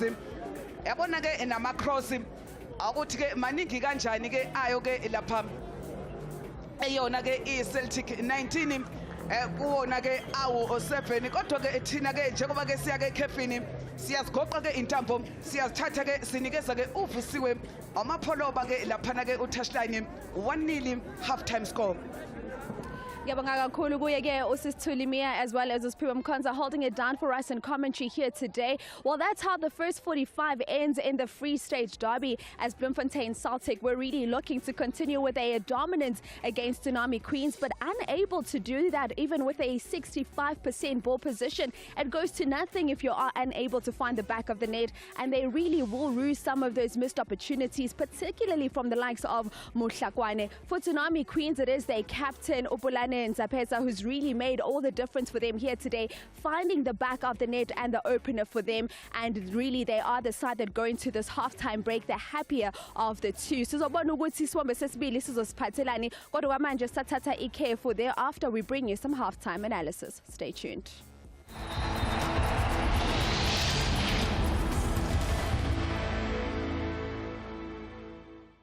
Can someone tell me why rain makes everyone drive a little crazy? It's just water, people. Water! I know, right? Well, come rain or shine, there are now even more ways to earn up to 75% back in cash monthly with Dial Direct. Whether you drive well, drive less, or not at all. To earn rewards daily, switch your insurance by visiting dialdirect.co.za. Do your thing! Get back checking. Guaranteed rewards are back. You can now upsize any qualifying meal to medium or large on the McDonald's app and get guaranteed rewards. Gaming, home cleaning services, shopping, gift vouchers, travel, and more rewards are up for grabs. Cool, right? Pull the app and start redeeming now.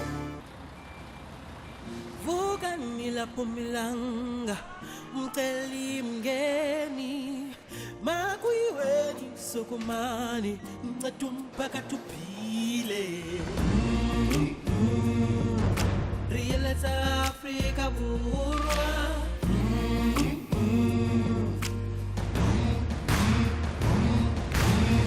Into ya londo, ukutini sitembiso setu.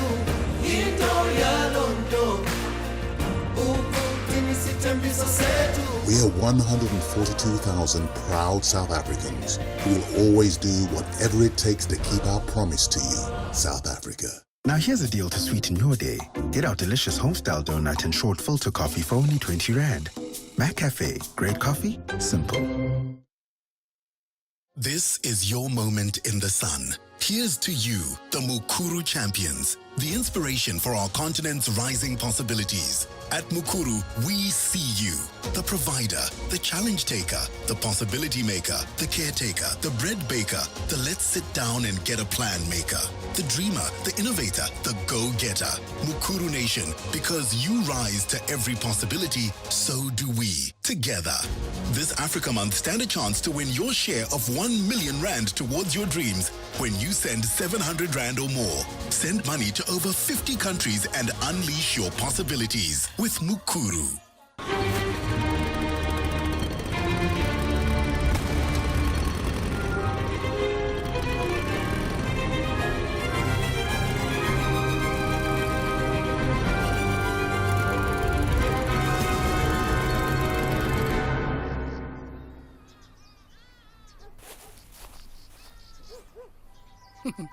Get fast 5G home Wi-Fi delivered fast from only $4.99 a month.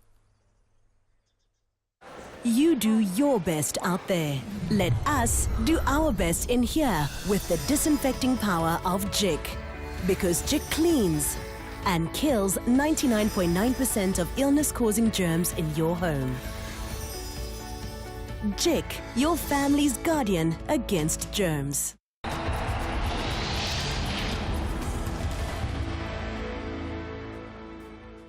Welcome back. Well, Tsunami Queens are on the brink of making history. If they hold on to the scoreline, they will register their first victory against Bloemfontein Celtic. At the halftime break, they are leading by that solitary goal, which was scored by Captain Fantastic Nzapeza. And for Bloem Celtic, they have lots to do in that second half. But just to break down this first half, of course, I do have Usimpiwe Dludluganye, Gloria Brown.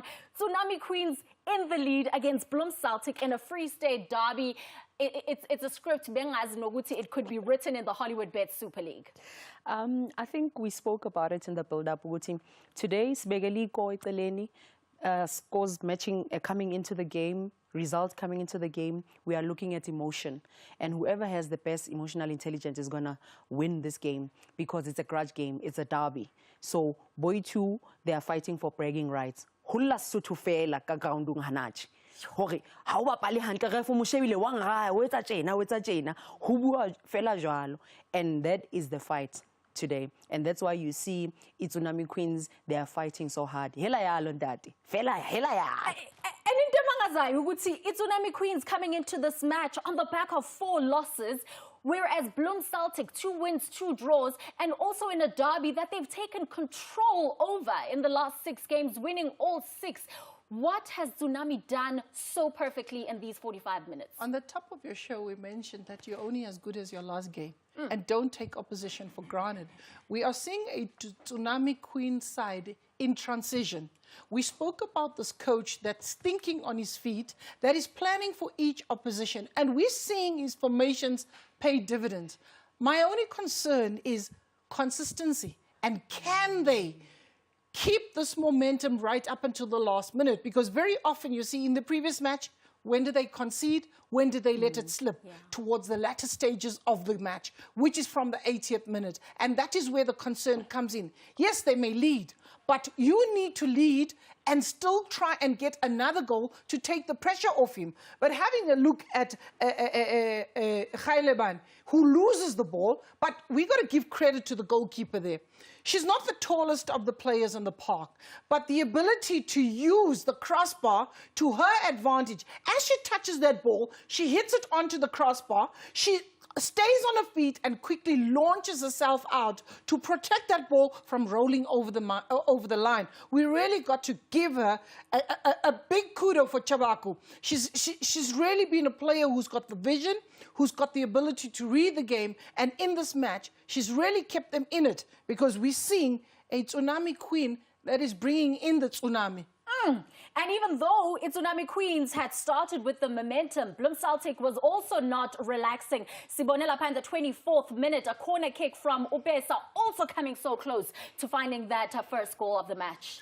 It's an in-swinger, which means the goalkeeper won't be able to catch it right into her arms. Look at that. She's drawn by that corner, and she's just fortunate, Uguti. Lapana, they missed that corner. And Celtics, because they get to the final third of Tsunami Queens, they try to get those corners, they try to get those set pieces in those areas which are threatening for them, but they are not capitalizing. And you'll see in the next one also, they also able to say, let's get it and play the cross in, because they're playing with a 3-4-3. 3-4-3 means their wing backs can start deep. This is Makwali Tlo that we were talking about. She's playing as an attacking midfielder, but now she's the one that's crossing. Unfortunate for Oramotwe. No, I shine on a jackknife. I shine hands so that you can create that room for yourself, because she's in acres of space, no defender, no pressure on her. Technique, but then again, they will learn. And this is where the coaches need to come in to say, well done, you will correct it in the second half. But it is important to see the numbers that Tsunami Queen throw in defense at any given time. And then in the 31st minute, the unthinkable happened. Tsunami Queens scoring from their captain, Nzapeza. Absolutely fantastic goal. When you look at this goal, one, you've got to look at the intention. And you've got a wall, a 3-man wall. She managed to get that ball over the wall, which is normally a difficult task. She got the spin that she needed to dip in time. She got the pace and she got the direction. The keeper could do nothing about it. But then a beautifully taken free kick by Nzapeza. And Nzapeza is a sweeper right now in their team. Lea 5-3-2 Yabo says they defend proper, and the counter-attack gives them those set pieces, and they profited from that. What a Free State derby that we have on our hands today. As it stands, Tsunami Queens are leading 1-0 against Bloemfontein Celtic. There is another 45 minutes that still has to be played. After the short ad break, we take you through to the Central University of Technology. Tulimiya, Nospiyam Kwanza standing by.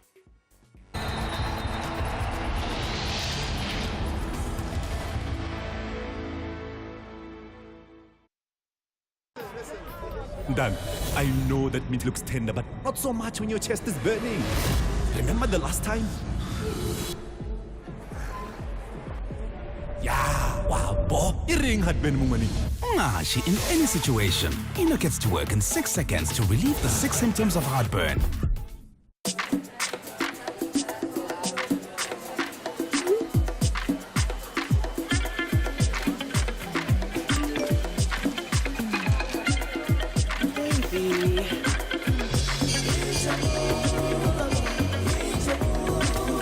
a Nazo me moment. Whenever, wherever. Try the delicious cheeseburger or the jalapeno chicken burger at only 29 Rand 90 for each small meal. Nazo.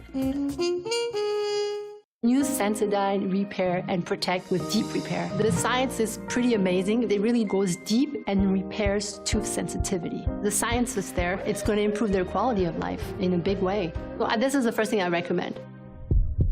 Guaranteed rewards are back. You can now upsize any qualifying meal to medium or large on the McDonald's app and get guaranteed rewards. Gaming, home cleaning services, shopping, gift vouchers, travel, and more rewards are up for grabs. Cool, right? Pull the app and start redeeming now. Cramp Ease Night Capsules are specially formulated to prevent and relieve the kicking, throbbing, and aching symptoms of nighttime cramping and restless legs. Cramp Ease Night Capsules from the Muscle Care expert. In moments of panic, pressing just one button could save your life. Protect Me from Emergivac gives you access to a panel of armed response providers anytime and anywhere within all major metro areas. Using smart technology, Protect Me will pinpoint your location and automatically connect you with the nearest armed response unit. From just 249 Rand per month, Emergivac benefits include 24-hour armed response, road and air medical evacuation, private hospital admission guarantee, roadside and home assistance services. Sign up today. SMS PROTECT to 40777 and we'll call you back. Emergivac's insured benefits are underwritten by Clientele Life. Discover the pure joy of big games and lucky numbers. The non-stop action of Lucky 7. Classic card games.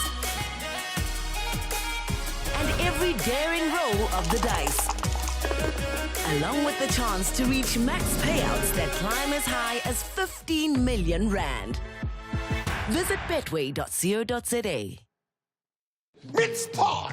Today he takes away Ikwababa and professes his love to Espalapa. Nazo. I get great. Lerato got options. Options. Yo. Melati, fever and headache. I don't swear that you wash it. Try Ipozonke Flu. Young Spane. No manini, no babu. Trust Ipozonke Flu to release you from 9 flu-related symptoms, including headache and fever. Medlemon is absolved.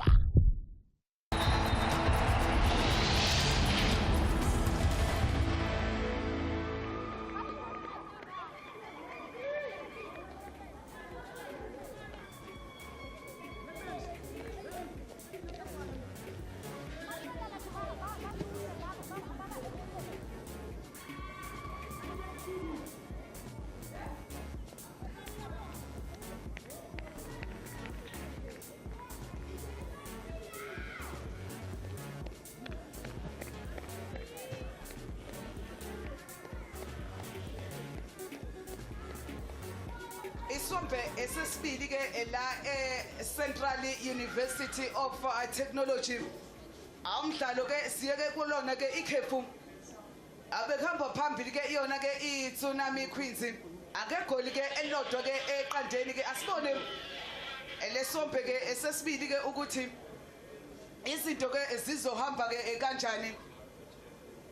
Okhona ke ushintsho ke olodwa olwenziwe ke iyona ke laphana ke iCeltic sizokutshela nje ukuhamba ke kwesikhathi sizokutshela nje ngokuhamba ke kwesikhathi ukuthi awashintsho ke iluphi ke olwenziwe ke ilona ke iqembu leCeltic kodwa ke igoli ke esiyeke ngalo ke ekhefini alibhalelwe phakathi ke uyena ke awuyena ke laphana ke uMpatsia noma ke uNzapesa.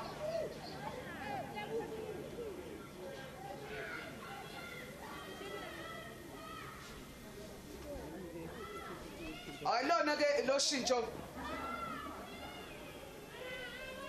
Elona ke lo shintsho. Aramuthwe bamkhiphile. Oshintsho ke olwenziwe ke ilona ke iqembu elayo ke iCeltic. Angazi ke esiphiwe ukuthi ke ucabangani ke ngalo shintsho ngoba uRamuthi watholile amathuba ngesombe ke soqala. Kodwa ke mobheka nje I think tactically they changed. It simply means you're changing the dynamics offensively, and obviously Urapata brings in. She can be a target man. She can play alone. She can play with the partner. So they want to change the dynamics of their offensive play. Celtic naike laphana ke ifuna futhi akwenza ke laphana ke iphutha azweni inontsikelelo abamthintile ke laphana ke unontsikelelo amdlali ke oyingozi kanti ke mawubheka nje la Tsunami Queens alukho ke ushintsho abalwenzile ke bona ke ngesombe ke sesibili babuye nje njengoba ke bebenjalo abakhe ke laphana ke umqeqeshi Thabiso awumufukenki akhona ke indaba ke ezinye ke esizitholile ke laphana ke nge-half time njengoba ke ngeke ngasho ukuthi ke khona ke eminye ke imidlalo eqhubekayo njengoba ke sibona futhi ke khona ke olunye ke ushintsho abazolwenza ke abayo ke iCeltic yabona ke eUWC ladlala khona ke iSundowns nayo ke iUWC lapho ke ziye ekhefini ihamba phambili iUWC ngothunili ishintshisa iSundowns ngothunili njengoba ke bephuma ke naye ke ngohlaka lapha awuzweni uyobulimela umqeqeshi mangase ke kulimale uzweni angakwazi ukubuya ngoba uyinsika kule qembu ebambisene ke noNzapesa. Important member, a component set up Tsunami. I think for me, she works so hard. She just needed support, especially Mabam Pasa to secure the ball. It's supportive but slow for you, but it's a very important component. Tsunami. Yabona ke eminye futhi ke imphumela ke yangayo ke i-half time ngoba ke shila ukuthi ke wonke amaqembu namhlanje aya adlala. Call City Wizards ishintshise laphana ke Golden Ladies ngofonili TUT neThunderbirds ziye ekhefini ku Not IUJ ne Richmond United yeke ekhefini hamba phambili ngegoli ke elilodwa eqandeni kanti ke iVasco da Gama nema Indies nakhona ke ziyeke ekhefini sithi ke 1-1 zibambene ke ngempela ke lapha eParo Park ekhaya ke leVasco asibone ke le bhola ke elide alihle kodwa cha lihlangana ke noEmily Muhuluhulu aweCeltic abona manje ke qadi nangeshoshela ke laphana ke phambili akhale bane emohlakwane awuyaligoba abaningi kakhulu ke lapha emuva ke abayo ke nangu umuntu eqeda asibone nje laphana ke bengena ke acele kwe-18 Priscilla Pesa athi uyaligoba kodwa sebenza ke kahle kakhulu defense ke iyayo ke Tsunami Queens enalo ushintsho. Again, I think coach feels good. He needs to make change. Mokhale comes in, and sometimes coaches was Tuli, but I thought Michael had a good first half. Obviously, for me, they only didn't get a goal. So this sub is like Mokhale comes in for Michael. Obviously, brings in a bit of a skill set, and obviously just to play behind it defense here Tsunami. A corner kick, Efuna Makande, powerful header. Ebexama ke Kensani Nkuna. Ebhola lakhe laphuma ke phezu kwamapali ezimpili nguquko zeCeltic angathi ke bafuna ke ukwenza ke ushintsho abayo ke futhi ke iTsunami Queens angathi ke akasabuya uzweni Celtic a goalkeeper oyaphuma ke laphana ke emuva Dinewo Okabayi abona ke iCeltic eyona ke eqala ke laphana ke isombe sesibili ngegiya ke eliphezulu sibabonile vele nangesombe sokuqala ayibona abaqala umdlalo ngegiya ke eliphezulu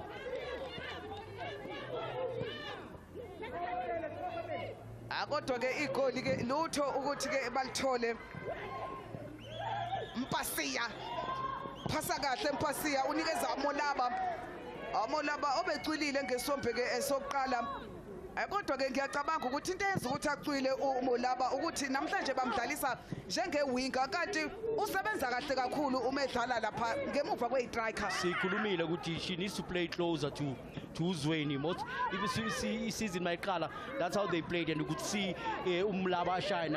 She very influential when especially when they in ball position. We all link up I play for one. So the role today is very different. Phosa pesa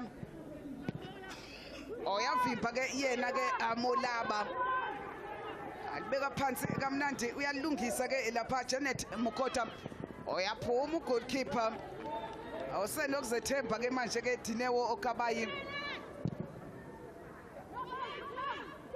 Hey nange ganka ke manje ke uKhensani Nkuna. Hey nayi imhlola sizoyibona ke la eFree State. Ata ke wasephinda futhi eyilungisa. Dlala kahle kakhulu ke lakhala ihlombe ehlweleni ngoba uyena owenza iphutha waphinda futhi ke wayolungisa ke yena ke uKhensani Nkuna. Wenza lento esithi izilungiso. She allowed the ball ukuthi libounce and it sets up i-attack for Tsunami, but uyilungisile and makayilungisa ulungisa kamnandi maqeda ukureceiver immediately we start to play. So these are the final details of it defending fanele kuzilungisa. Anthabise Mazowe uyangena othatha ke indawo kakhe eMolebohange eMufukeng. Yabona ke lo shintsho ukuthi ke uMazowe uyi-offensive player bakhipha ke la i-defender umfukeng iclear nje instruction ke la kumqeqeshi ukuthi sifuna ke umuntu ke ozoyo eda inamba laphana ke phambili sithole ke amagoli abakaqedi ukushintsha Zinzi Muhwera ophumile Uzweni elimele. Actually, this is what I said. Le sub left for me. Obviously, uzoyenza a tactical tweak at the back because don't say defensive player, which is Mkwena. But I think Ubaz Gangon in terms of Makayenza Lama subs, who will take a role Gamfukeng at the back. But obviously, you can see the switch and he's making a tactical adjustments in terms of shifting the players to each position now. Mkwena ke uyena ke owanza ke i-assisting ngesikhathi ebeshawa ke iyona ke iVasco da Gama ke eCape Town. Yabona ke imidlalo ke eqale ke ngo-1 namhlanje ephelile bedlala iDurban Ladies and first touch namhlanje iDurban Ladies ithole iwini iyoqala kule season bebeshaya ke iyona ke i-first touch ngo-2-1 umdlalo ke boseThekwini ke laphana ke eChatsworth Stadium kwase kwathi ke JVW yashaya ke iCity Leds isekuhambeni ke iyona ke iJVW. Yabona ke lokho kukutshela ukuthi eJVW asibone nje nali ithuba leTsunami ithuba lebhabuzi nethi Thunili super sub Zinzi Muhwera eCaptain wenza i-assist namhlanje akakapheli ngisho imzuzu emhlane la enkundleni ephutha elenziwe idefense yeCeltic. Upesa makes the pass again. If you go back, pressing from Tsunami, they setting up what we call a passing lane traps. I mean, they are passed there already. Mukhwera is ready to aggressively press, and that is why again he meets a missed pass. But if you go back to first half, similar situation happened where Celtics were trying to build up, they were caught. Now the second one. So these are the things we call Tefanagas doing is a good termination from Mukhwera. And now futhi umuntu ke oyinkinga eliveza lapha Lorraine Makhwali. Ozothini ke lapho umsisi kaNompempe ulikhomba ke ekhoneni uthi ikhona kick. Yabona ke inumbers zeball possession ama-passes amaningi akusho lutho mangabe ungalishayi igoli. Tsunami Queens yeza okubalekile shaya amagoli asibona ke le khona.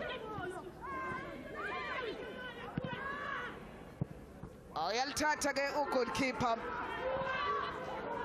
Dinewo Okabayi ke yabona ke lemphumela ke eyenzeke namhlanje nakuba ke ingakapheli imidlalo iJVW inqobile iye laphana ke esiku-City Leds ina 12 points kusho ukuthi manje bana 15 points njengamanje iyona ehlezi phezulu ku-number 1 Sundowns ino 45 minutes omkhulu njengoba ke ziye ke ekhefini idliwa ngo-2-0 asazi ke ukuthi ke siyolala ke imi kanjani ke ilokhi njengoba ke izinto ke zingakapheli kodwa iSundowns eyadliwa eCape Town. JVW ina 15 points. Asazi ukuthi ke iyozala nkomboni ngempela.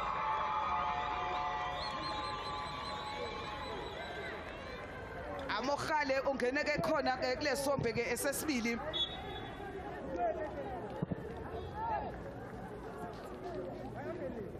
Phuma ke engena ke endaweni kaNicole Michael.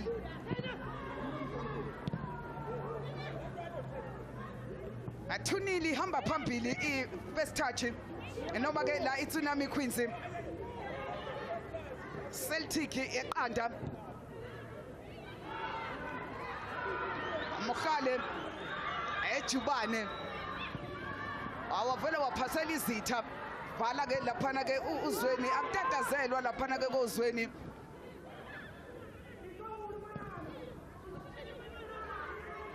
Emily amoholoholo oyajika oyabheka ukuthi alenze njani ibhola nani manje aliya ke kuMokhale oyaligoba abafuna ke uMohlakwane ugadiwe namhlanje anali ibhola ke elide lifuna ke uzinzi Muhwera uyaphuma ugoalkeeper awunotuno Pepe ke cha uyaphusha ke manje ke izinzi nangu umuntu ke eza nokushisa nje uzinzi ama defender amathathu kodwa uyawahlula ngamandla uyawahlula futhi nangejubane. I think to into important manje if you could go back to Celtics, they've conceded 1 goal before this game. So this situation or this they find themselves in namhlanje, it's gonna test the team character, team personality. Sibona they can come back from a 2-0 match to 2 goal down. But also what are important is coach before the game spoke about they want to score as many goals as can without conceding. So ayizonke into zijikile ke namhlanje kunedusting. Action uthuli ngempela namhlanje akushunqa ke uthuli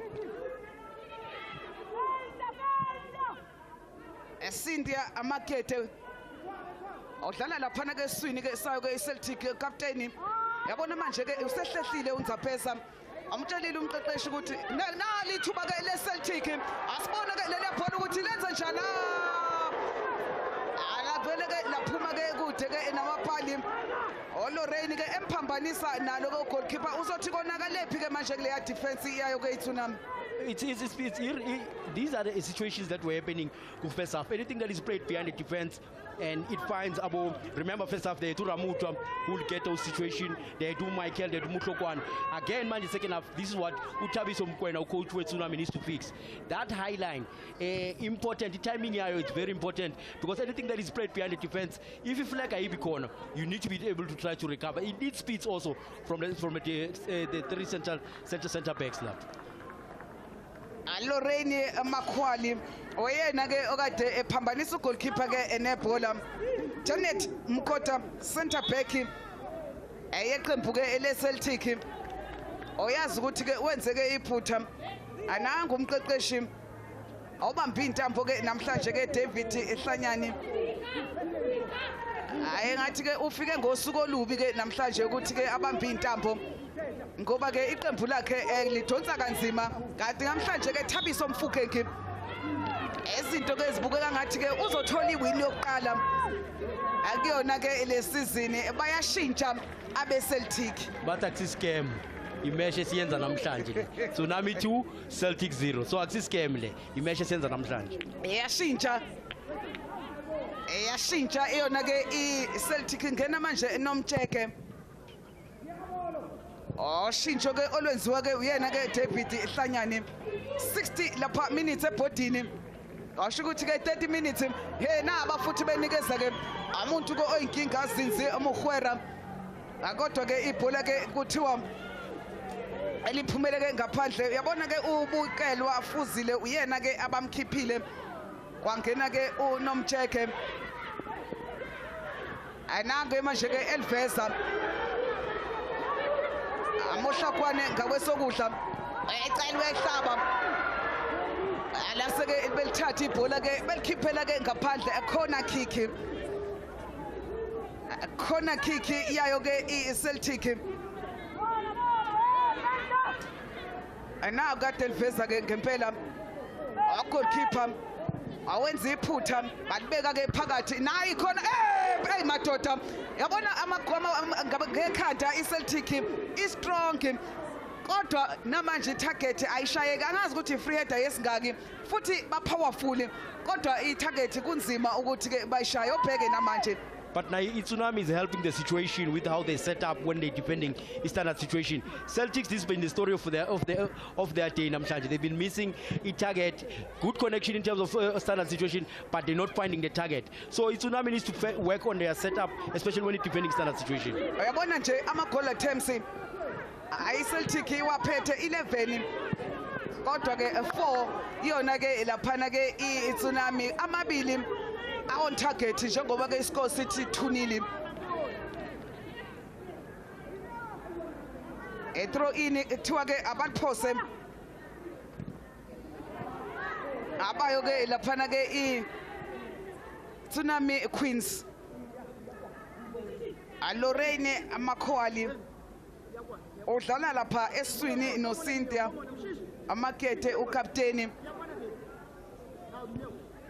dluliswa kamnandi ngekhanda bafuna futhi izinzi wabamthola nangebhala manje ke izinzi sala phansi lapha ke uzinzi thola ikhona mangaphazami ngithe yoqala le khona kuyona ke iTsunami Queens kule sombheke sesibili. Game of football is about moments, truly. It's about when do you get those moments. And if you look at Lamakona, Celtics got 6, but they've got no goal to show for it.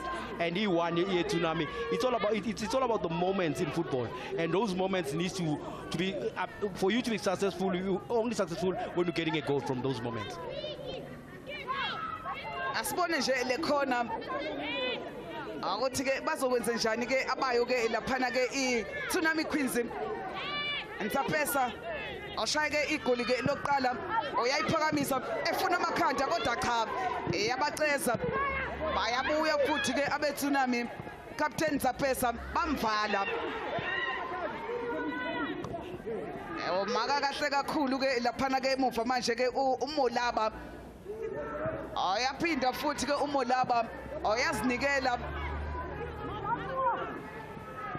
asibone manje ke lapha ke Mohlakwala walibeka kamnandi kodwa ke alifiki ke ibhola ke la elithumela ke khona ankuna bayambamba unkuna uNomphephe uyakubona lokho obanjwa ke uyena Sinzi Mugwera. Very intelligent play from Ntsapesa lapha if we bheka kahle from Mugwera because she was alone. There was asibone lapha ke boxini kodwa cha goalkeeper muhle kakhulu namhlanje Dinewo Okabayi okhuluma ngedefense ukuthi inamaphutha amabhola nje amade abanikeza ke inkinga uhlezi phansi manje ke uDinewo Okabayi ukungavumeli ibhola libounce at the back a defensive error in this situation.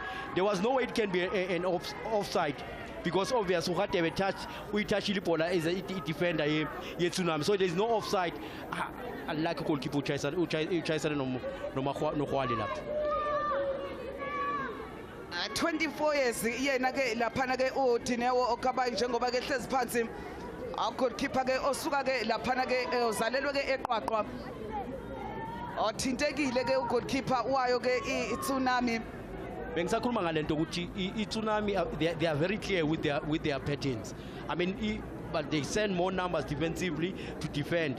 Bashia Mugwera I one phambili. But the worry is when Mugwera has the ball position, Masaka receive. His support is very slow because she's securing the ball and versus 2 center backs. So Bamshanga double marking lapa. If his support can come out as quick as possible, then it will work well for Tsunami. Othola ke usizo yena ke laphana ke goalkeeper awayo ke laphana ke iTsunami Dinewo Okabayi awuthi sibone ke amagoli elokuqala leli kaNtsapesa enhle free kick wayivalela phakathi wezwa ngendaba lapha uChabaku bama ngenyawo ke laphana ke abalandeli nali ke laphana ke elesibili back pass wafika laphana ke uzinzi wathi uyaphuma ugoalkeeper waphambana nalo waze ke wayoqedela ke omsebenzi obengena ke yena ke lapha uzinzi ingakho ke esithi mabili amagoli yona ke iTsunami Queens Celtic iqanda neCeltic mayishawa ke namhlanje kuzobe ke kuyiluzi yokuqala kule season ngoba banamawin amabili nama draw amabili. Asibone nje ukuthi Tsunami namhlanje lezinto obokhala ngazo mkhonzi ukuthi bakora kuqala bese ke makamba isikhathi baluza concentration baluza focus bese bededela amagoli ukuthi namhlanje bazokwazini ukuthi bazibambe iqine kuze kube sekugcineni. That's the first question engiyibuza umqeqeshi uThabiso Mfukeng ukuthi we understand ukuthi kwenzakalani based on team yakhe. They score first and they concede. Mawaqeda to consider then immediately they go into a mindset shell. So he has worked on that. Hopefully bazoyikhipha consistency. Libekwa phansi ke ibhola ke kuthiwa ke abalisuse abayo ke laphana ke iCeltic amanana mkhwena aliphumi ke leli bhola ke ubuya nalo ke laphana ke uMakhowali. Asibone manje ke iCeltic ishoshela phambili yakhuphuka kodwa cha oyavimba Mulaba ayikakasuki ingozi phezulu kwepali phezu kwepali ke ibhola ke lakhe enomtsheke awungene ke khona nje manje ke kule sombe sesibili anomtsheke nangesizini ke edlule ke unomtsheke amagame ke amaningi eCeltic ube waqala ke laphana ke benchini anakuyona ke lesizini izinto ke zibukeka kanjalo ukuthi usazowaqala ke ebenchini. Asibone nje lana ukuthi ke benze njani le abaceza futhi ke lapha Lorraine Makhowali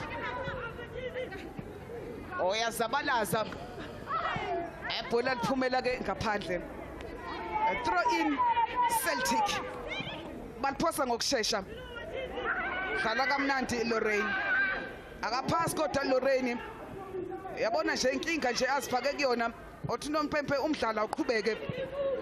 Asibone nje ijubane balithola ke pheboxini nayi cross ehamba phansi madoda abaceza bonke yamthola nje eyedwa awukapteni Cynthia amakete obheke nje wabuyisa kamnandi phezu kwechashazi lepenalty walibeka phezu kwamabhali.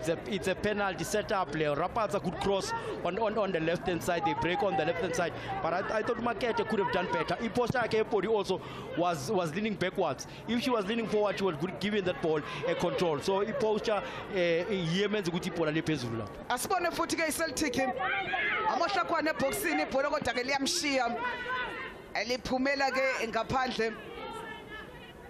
A goal kick ke leya ekuthiwa ke isuswe ke iyona ke iTsunami Queens. I must give credit to Utabis. He has worked so much. Ukhulume ngokuthi lama games bavele TV, it gives them an opportunity to watch them and to see ukuthi bayenze wrong kanjani. So he's been praising ukuthi ibasizile. One thing that has happened today is Celtic is pressing with 3, obviously direct confrontation. They're trying to force Tsunami to play long balls, and Tsunami are really doing that, but they're still winning the first ball and second ball. Uyabona ngempela ukuthi ke usebenzile la umqeqeshi awazilungiselele ngempela ke iqembu lakhe lifike ke lulungele ke lo mdlalo yena ke uThabiso Mfukeng osehlale ke isikhathi eside ke kulona ke leqembu oyalazi ke ngempela. Uyabona ke mawubheka ukuthi ke imidlalo emhlanu nje iyeTsunami Queens amangabe ke ebesuka ke la kulomdlalo bazodlala neRichmond United abedlala ke ekhambeni abephinde ke badlale ke nema Indies njengoba ke ubona nje ukuthi namanje ebhola ke lisaphethwe ke iyona iCeltic 63% 37 yonke into ama passes eCeltic indlela ekuphaselwana ngayo yonke into iyona ke iCeltic kodwa ke konke lokho akusho lutho shaya igoli eyona nto ebalekile ke ekuphela ke leyo nangena umpempe emisa umdlalo bengisakubhekela nje ukuthi ke eminye imidlalo ke yeTsunami Queens bazodlala nema Indies ekhaya abadlale neGolden Ladies ekhambeni emva kwalokho bazovakashela eThekwini bayodlala ke neDurban Ladies namhlanje ewine ke umdlalo wokuqala wesizini. Lo mdlalo ngiyabona ukuthi uzobunzima ngoba mangabe izinto ziphela kanje Tsunami Queens itholi win yokuqala kule season. iDurban Ladies itholile ziyahlangana eThekwini eKingswell team. Na free kick yinhle futhi ifuna amakhanda lapha nalithuba. Babusi nothal phakeme iflag. Le phakeme iflag. Le phakeme iflag. Angeke kubalwe ke le goal. Athi sibone kahle. Ebhola elide ebelilihle. Anangu elibeka lapha ke phansi. uPriscilla othi uyaqedela umsebenzi isinta uCaptain lapha kabi iflag kuthiwa offside. Assistant Luthole wrong, like it can't be an offside that situation because at the time people about deliver boxing by Mutlakwana, they were in a onside position, and obviously if she's saying Rapaz was offside, definitely it's a wrong call. Because for me now, that's not a situation. I've said it, Ngati Tsunami, in terms of how they organize themselves, set up defensively, it has affected them. You've seen our corner kicks, they were lucky not to be punished. This is also the same setup now. Look at, they almost considered a goal from this situation. Kusho ukuthi ke esibili ke le offside ayichajayo engekho umsizikano Pepe uzokhumbula ngesombe sokuqala iCeltic ishaye lihle igoli lishawa ke uRamuthwe laphakama iflag kwathiwa iOffside nayi manje futhi lana ke umsizikano Mpempe futhi ke ephakamisa athi sibone nje le nange fika ke laphana ke uCaptain Cynthia Makete eliphakamisa akakhola ukuthi umsizikano Mpempe ungenzani kodwa ngishilo ngathi at the time ibhola bayideliver boxing, she was not in an offside position, so I think lapha it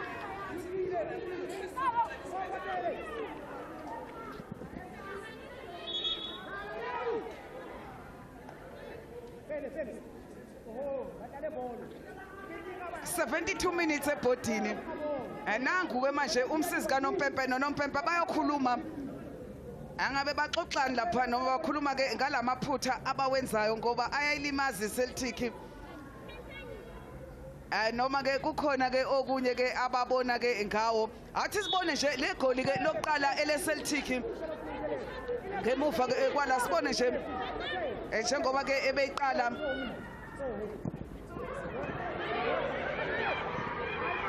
Mpatsiya Celtic ibuya ngamandla Mapatsa Mushakwala oyaliveza cha ayayivumi ke muva ke lapha iTsunami oyavimba Victoria Kujamo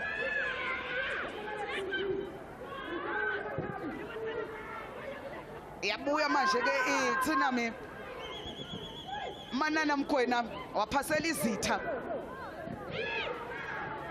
nange livala kamnandi amaphatsa laseke eliphuma ke ngaphandle 15 minutes kuphela manje esaleli Celtic ukuthi ibuyise isithunzi. The only challenge for Tsunami is coming out from defense to attack. It's very important, especially Mabal Peti Pola. I think I said it directly, they need to play Omugwera and come out, give a support, commit more numbers offensively. Because if you look at every time, there's a turnover when they try to attack, and obviously they are helped by their rest defense, because at the time they try to attack, Abaluzi Pola immediately, then it sets up Celtics for a transition offensively. Yabona ke iCeltic amayisuka ke la kulomdlalo izohamba iye lapha eSisa Dukashe Stadium iyodlala neThunderbirds ayaluyi libuyayo ke kuyona ke iThunderbirds kule season umdlalo wabo ke olandelayo emva kwalokho bazodlala neRichmond United bese beyahamba beyePitoli eLucas Moripe Stadium bayofica ke ibalindile iSundowns abeqembu ke layo ke laphana ke iCeltic emva kwalokho khona ke ima-Indies ne-JVW awukho umdlalo olula sibone nje akuthi ke benze njani ke ngoba yabona manje kunzima bamdlala kabi Emily emuhuluhulu one yellow card ke Emily emahuluhulu abamdlala kabi anompempe ke uyakhuza free kick ibekwa phansi Celtic Ankuna what a goal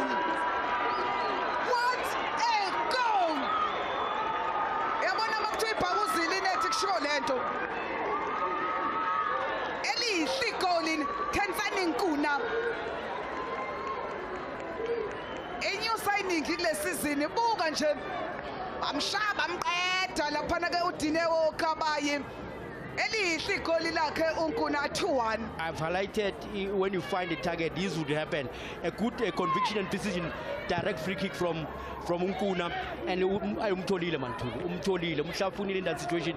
If they find a target, there are a lot of goals that can be scored. Ake sibone ke ngoba sengathi sekuqalile ke lokhu kweTsunami ukuthi bakhohle ukuthi umdlalo ukakapheli. The mindset says we still have a lead, so they'll try to protect the lead Abasana for now. So mindset wise, I think they're good space, so they just need to keep the consistency and the positivity. A 2-1 mahla magoli ngoba ke nelokuqala likanzaphesa bekuyi free kick.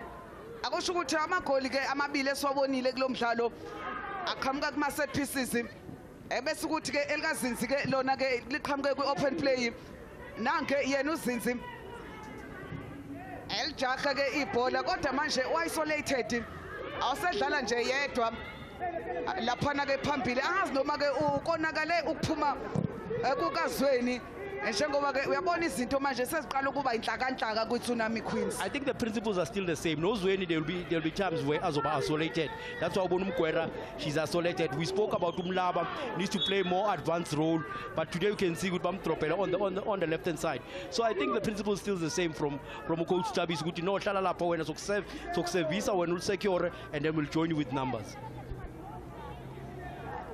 At 13 minutes nje kuphela manje ke sele free kick enikezwa iTsunami Queens. Yabona lamagoli kade kodwa ke kubonakala ukuthi sizolibona igoli elikhulu ngoba yabona iCeltic beyithi mayithola ke ama free head eboxini ayibeshanga impela ke ama header powerful aphume phezulu kwamapali ezamba kukhahlela ngisho bengaphandle kwebhokisi abeshaqgcwale ngempela egcineni baze ke balithola elihle ke igoli ke lakhe Kensani Ankuna yazabalaza iTsunami kodwa ke ukuthanda ukuthi ke kube nzima ke manje Victoria Agujamo center back le oyena ke obedlala ke laphana ke emuva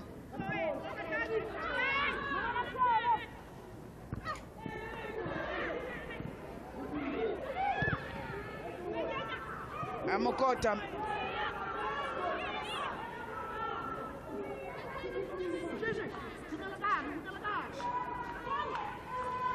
Dinewo Kabayi awuzwe ngendaba ke kuleya goli athi ke ngikukhumbuze ngoba eziningi ke eziyenzeka uzokhumbula nje ukuthi ke namhlanje usuku lokugcina emidlalweni ke iyeGlad Africa Championship laphana ke Mlazi Richards Bay iyadlala edlala ke neCape Town Spurs isikole lapho ke unot lokho kusho ukuthi iRichards Bay lo mdlalo mawuphela kanjalo nje ngesizini ezayo ke bazosibona ke bekuyona ke iDStv Premiership. Kudala bayifuna le promotion bayitholile manje basebenzile, they've worked so hard.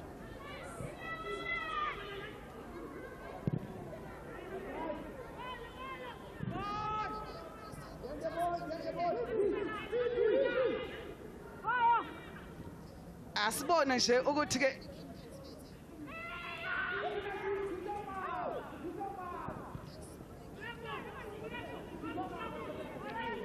throw in olokhu ke ezabalaze njalo ke uMohlakwane kodwa ke izinto ke azilungi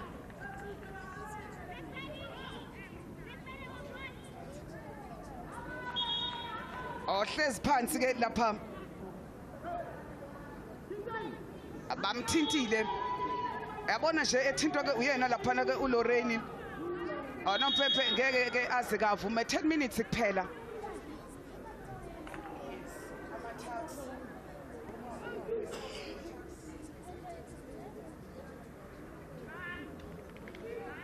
yabona ke umdlalo ke usamile la eCentral University of Technology ama-taxi nawo abe ebhekile ngempela ukuthi ke angene abuye esigabeni esikhulu adlala neHungry Lions isikole lapho uNorth uyabona ke izinto mazimi kanje not eThekwini eMlazi eRichards Bay nayo ke i-Cape Town Spurs asibone nje ngesombe sokuqala sibone ke i-offside he kodwa Dr Mnandi enjani le offside ngempela wakwayibone nje lama calls lawa abo referee mababona lama clips lawa ebazoba ne trouble because sometimes ama mistake so naye yesibili le so lama mistake so they can change the outcome of the game sometimes so bazowabona because vele sibalethela yona bukhoma so bazofeel bad because sometimes no one wants to make a mistake but ama calls afanele balungise because awunokushintsha outcome ye game alebonke uMuloyi ke uhlezi phansi bayangena ke enohlaka ke bazophuma ke naye bakhona ke abalandeli abazobuka ke uwona ke lo mdlalo khona ke la eBloemfontein iderby phela le ama breaking rights nawo ke futhi ke asengqondweni ke zawo ke lamaqembu ke omabili kanti futhi okukhulu kakhulu nje ukuthi ke iTsunami Queens ayikazi ishaye iCeltic namhlanje ngathi ke beze ke nokuhlukile kusele nje 8 minutes ukuthi ke bawuqopha umlando bashintshe lelo record njengoba ke bedala ke ikhona kick yabona manje abasakhulumi khona kick nje ebengenasidingo ngoba ugoalkeeper ngabe ukhulumela ukuthi ngiyeza kulelo bhola liyeke ngilibambe sithi ukudonsa umoya. It's being in the lead sometimes we lead abakujwayelanga for this long term ye game so communication the mindset important man. Amohlakwane ushaya khona enhlala pha amadoda yaphakuzi nethi angabe konakalaphi kuTsunami Queens yabona leqembu elinenkinga enkulu kabi alikwazi ukudlala kusephela umdlalo buka nje ibhola elihle Lorraine Makhoali elivalela phakathi yabona ama set pieces eCeltic are dangerous. I think if you beg a game that is profiled by set pieces, one from the Tsunami point of view, if you beg a deliverance from the corner, Umukhwali good connection, aggression. I spoke about how they set up defensively Tsunami. It has affected them. Travis needs to work so much on the setup defensively. That's why they were punished. But also from the beginning, the corner my key on the pass. Now it's affected them. They've equalized and they've never find themselves in a situation they lead. That's why they've allowed Celtics to get 2 goals. Isidingo sayo ngempela ngoba ugoalkeeper ubebona konke bekwenzeka phambi kwakhe ngabe ushilo ukuthi ngiyeza kulelo bhola libambe. If you beg a 6 yard, that's the area goalkeeper. She needed to be aggressive, make a call, come out and claim it or make a punch. But she allowed Umukhwali in that situation. Ukuthi angena atubule. Meki Khatebe aphuma ke ngaphandle ke enohlaka. Azokhumbula ke uMegi ukuthi ke ubengekho ngomdlalo odlule. Awehlezi ke ebenchini. Namhlanje ke uqalile umdlalo futhi ke ngathi ke uzowuqeda sithembe nje bephuma ngohlaka uzobuya. Celtic iyacindezela. Efuna igoli lesithathu. Makhwali elibeka kamnandi manje kuPesa. Waphakamisa uPesa. Wafaka esikhwameni ke ugoalkeeper. Abona amabhola ke asathanda ukuthi ke abe maningi kakhulu.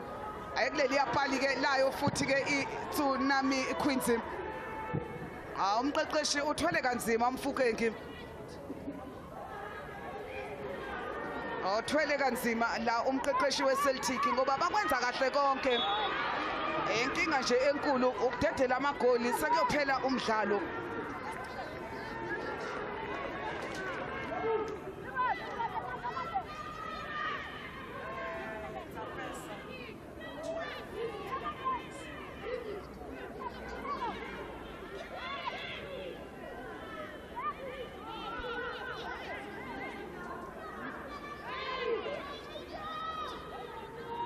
Yabona le free kick asibone nje ngoba manje ithathwa ke uMatsidiso Ompatsiya ayithathwa manje ke uyena ke unza pesa oyivalele phakathi enhle vele ifuna inyawo lesinxele leya elemxhopha ke nelanga kodwa ke sibone Mpasiya uyayishaya efuna amakhanda uyifaka isibhakela ugoalkeeper ayikakasuki ingozi.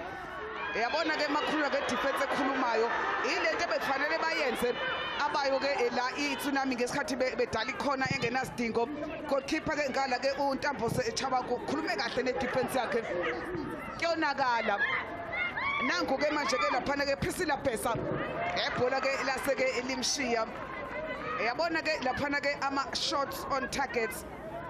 3-3 corner kick 7 kwi Celtic.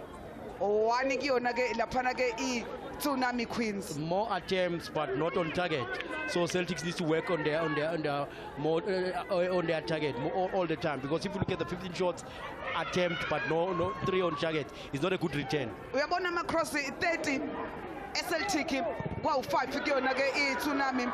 Lokho kuyakutshela nje ukuthi ke iCeltic idlala kakhulu ngenhlangothi obheke namanje bagudla yona ke I-touchline. Ovuka emaqandeni uPriscilla Besa. Nangeliveza eboxini ke bafuna ke uCynthia. Nangu manje ugoalkeeper. Angazi ke noma bakhala ukuthi ke I-back pass le abayo ke iTsunami, kodwa umdlalo uyaqhubeka since oyedwa uzinzo obheke nje 4-5 abantu abamgadile bamthathela nangempela iyabuya iCeltic. Mohlakwana washintsha inkundla kamnandi ekhanda manje ke lakhe lapha mo laba bakhahlela ke ebekude bambonile ugoalkeeper ukuthi uyadleka mangabe ke ukude ke laphana ke uDinewo nayi le back pass asibone nje ukuthi bekuyi-back pass ngempela na. Dr. Mnandi wena ijaji ngeke thuli le siyayi. I mean asibone from this point of view ufuyibheka kahle. Unintentional, it's not a back pass. Definitely not a back pass. Bekuyena ke lapha uMegi Khadebe nange ehlaza phansi kabuhlungu ke uManana Mkwena uzofanele liphume futhi ikhadi lapha. Bokhuluma ngento important ukuthi Celtics, if you look at 30 crosses they've been made today, there's no central progression. If we did a center, it's because there's a midfield box. Tsunami are using 4 in the central area, while Celtics are using 3. So it tells Guti there's a midfield box that Tsunami works successfully for Tsunami today. That's why Celtics they're finding progression on the wide areas. Yabona manje yahlangana i-90 minutes. Ngobona ngathi ke kuthiwa ke kuzongezwa 4 minutes kuphela. Mfukenge uthi pressani bantu abami. Nange la ethinteke khona ke laphana ke uzweni. Yabona nje ukuthi ke kade lingena ngempela ke unyawo kulomdlalo.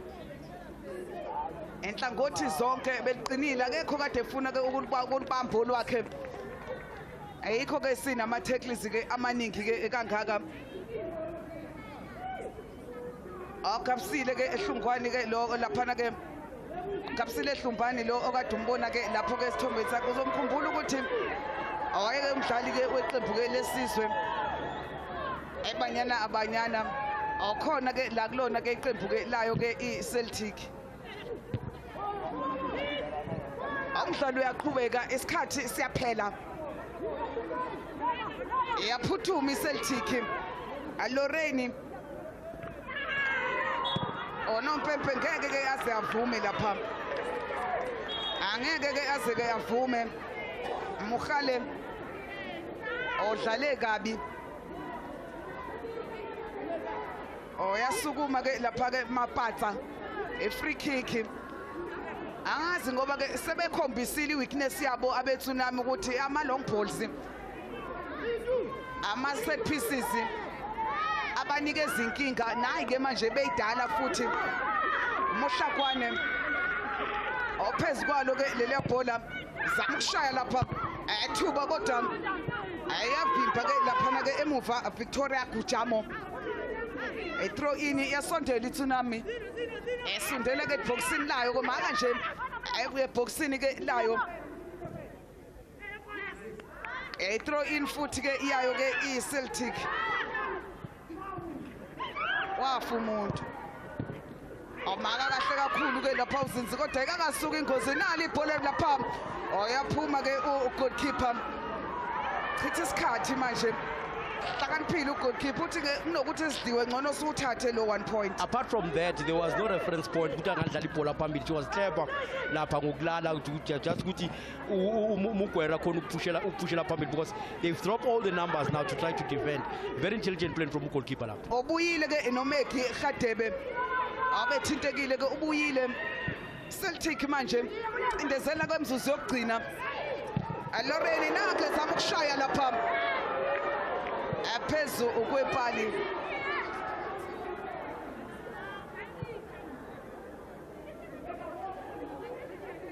Phezu kwepali. Goal kick ezothathwa ke uyena lapha Adinewo Kabayi.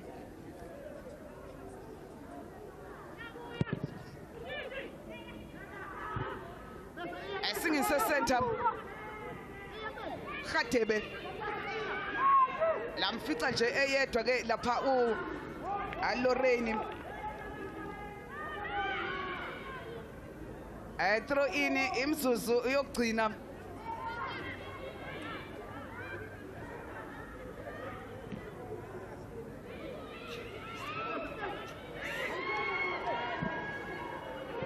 Asibone nje le through ball kodwa uyaphuma ke goalkeeper.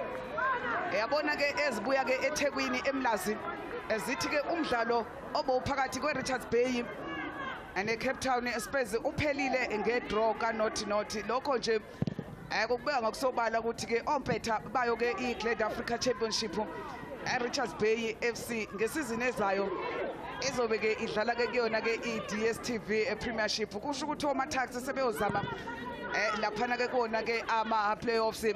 KZN izoba namaqembu manje ngithi amahlanu amaZulu eMaritzburg iyona Arrows Royal AM bese kuba ke iRichards Bay akumadaba KZN ngesizini ezayo kuyoba nedust kakhulu Thuli, but let me just wrap up this game. Asibone nje lo myakazo ngaphambi kokuthi ke usonke ke lo mdlalo wena ke eskizo kodwa cha ibhola ke liyonakala ngoba umdlalo usuyaphela vele. Celtic iyacindezela eliyonakala ibhola lapho. For Coach Tabiso and Tsunami, they shouldn't feel bad. They only considered from standard situation. It's a work in progress. They've done well today. Now he has worked so much on the defensive discipline. They just need to work on the setup, especially with the standard situation. But for Celtics, there's a lot that needs to be done in terms of perfecting the final ball, termination. They had so many chances, but they didn't terminate today. Yeah, the structure was there, everything was done correctly, but termination, which has affected their game today. Ngkhuna ke uyena ke lo abamdlaliseka basibone nje ukuthi ke benze njani ke bayabuya manje emuloyi shintsha inkundla emshaya ke i-first touch ke laphana ke uHadebe uyabuya uMolaba dlala kahle kakhulu tackle enhle laphana ke yakhe uMolaba ohlezi phansi uLorraine Amakhwali ongaphandle laphana ke yena ke uMakhwali umdlalo uyaqhubeka. Asibone nje laphana ke yena ke uMohlakwane ibhola ke liphelela ke ezandleni ke zakhe lapha uDinewo Okabayi. Ayabona nje isikhathi esincane sitholayo sokuchitha isikhathi uDinewo wenza isiqiniseko ukuthi ke amanenjana nje uyawathatha. Onompempe ke waseyishakanye eshakabili eshaya ke kathathu uyaphela ke umdlalo ke la eBloemfontein Central University of Technology uphela ke sithi ke 2-2 esco ikusho ukuthi ke iTsunami Queens namanje osenzima ke ukuthi ke bathole ke iwini yabo ke yokuqala ke kule season emuva nje kokuthi bedlale kahle kakhulu ke ngesombe sokuqala bathola ngisho amagoli ngoba ke baye ekhefini behamba ke ephambili babuya bavalela phakathi elesibili kodwa njengenjwayelo ngemzuzu yokugcina bavele ke bayeke bakhohlwe ke ukuthi ke umdlalo kakaphele 2-2 uMakhwali noNkuna uMohwera noNzapesa amagoli amathathu abuya ke kuona ke ama-set pieces. Uyabona ke ngempela ke inamba asiwaqamba amanga 62% ball possession 38 kuyona eTsunami kanti ke laphana ke ama-shot at goal 17 kwawona ke awo 4 izona ke inamba ke ngempela ke ezikhulumayo ukuthi Celtic beyifanele ukuthi ongenani ilithola iphuzu njengoba ubona futhi ke nayo kulapha ama-cross ayafiwa 32 kuyona ke iCeltic kanti ke mahlanu kuyona ke laphana ke iTsunami Queens. Izinto ke zihambe kanjalo ke la Free State eBloemfontein bekuyidabi yabona ke ukuthi ke akekho ke ozohamba eshaya isifuba namhlanje ethi mina ngiyakhonya ngoba umdlalo opheleke ngo-2-2. Asithathe ke zonke ke intambo sisonke sizinikeze lapha uMntakangcobo awuvusiwe sithi ke 2-2 i-full time score. 2-2 if full-time score ngempela kodwa njengamanje we are joined by Udedri Buseletso Sesele from the Free State Regional Administrator of Hollywood Bets to announce the play of the match and also do the handover of the 2,000 Rand check. So Sesele, please announce to us the player of the match. The player of the match is Bulani Nzapesa. Bulani Nzapesa, captain, fantastic, really did lead from the front here today, finding the back of the net in that first goal and also playing a role in assisting in that second goal. Bulani Oswaka, ukutla janka performance ya hao ya kajehu as well as the team overall. We know you came so close to your first victory ever against Celtic. Because the winner prepare agating baking in a difficulty for Rona because last week we radala away and then radala happy during the week, so I got enough time to prepare. But then the happy team point grading away, point win for one. Point to win for Luna, but you almost did walk away with the 3 points, Gajeho. Where did it go wrong for you? Team is a focus. Can tell them because the minutes in the last 70 to 80 minutes, but I lose a focus because consider. Congratulations, Bulani. Bulani Nzapesa, they're walking away with the play of the match in this encounter. Captain here for Lonage Iqembule Tsunami Queens. We are now joined by Coach Tabiso Mufukeng. Coach, game who you guys were in front. You almost had that 3 points, but you lost it in the end. What is it that the team needs to work on to not see the similar thing happen? Because Vasco, you were also ahead and then you lost it in the end, but today you still take away a point. Matatan Sayalang, Tamere Dilegatona sessioning. So, Rumanzana Matata, player at one Tamere looks mentally pale, or Pilata around the Mona. So, can I give one up Tatabona concentration? You never fell long. Can I give into the fellow Kabusco? But overall, Coach, Janka performance your team, because we saw today that you are actually able to find the back of the net. Not only did you do it once, but you did it twice. And Riboni Likhuri Mulapali na position ya Jehu was a bit different to what we used to. What was the reason for that? Then the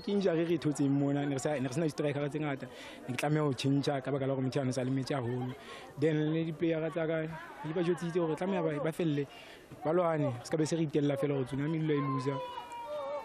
let go loose can now go home. Coach. Thank you. That is Coach Tabiso Mufukeng taking away a point here today in this encounter. We are now joined by the assistant coach of Bloemfontein Celtic, Maleke Hlanyane. Coach, Adabuwe, opportunities that you had today, a number of opportunities including free headers, but the team just unable to convert those chances. Yeah, it is difficult when you have conceded an early goal. You'll end up making mistakes in terms of relaxing inside the box and having composure. But I just want to congratulate ladies because they fought back, especially after the second goal. I think you could see that they wanted to have an early goal, and it was fortunate that we've got a second one. It was just an element of time that we couldn't get the third one, but well done to the ladies. They played very well, especially second half. But we started very slow because we wanted to control the game, but it didn't allow us because opponents, they always playing direct football and we only make 2 mistakes, and that's the only way we conceded with those mistakes. Certainly, Coach, and we talk about those goal-scoring opportunities you had. We saw you find the back of the net twice in this encounter, and those were disallowed as offsides. Your thoughts on that, Coach? Yeah, that's what we have always been doing this week. We wanted to convert, we wanted to create opportunities. Like you said, that we did create opportunities, but like I'm saying, they sometimes don't believe in themselves. They don't have that composure inside the box, because sometimes you relax, 1 second you relax and you pick the spot. But because of that anger and anxiety that they have already conceded 2 goals, they'll always make mistakes. But I give them benefit of the performance, especially in second half. Thank you, Coach, and congratulations on that 1 point. My pleasure, man.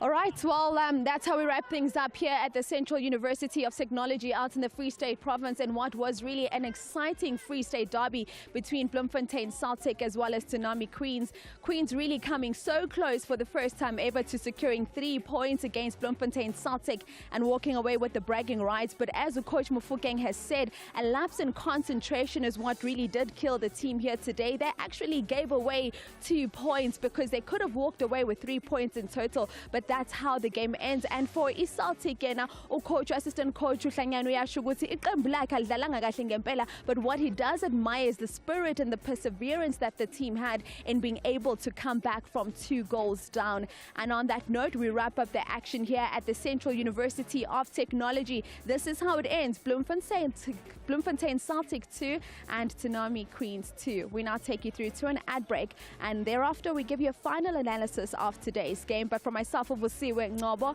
and the rest of the team out here at the stadium, do have yourselves a good evening.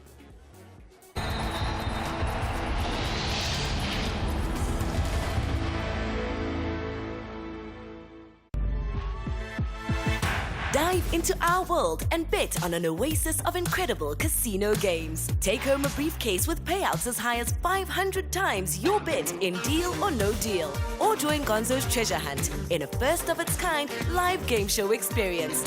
And take your place at the table to enjoy some tried-and-true classics with craps and baccarat. Only at betway.co.za.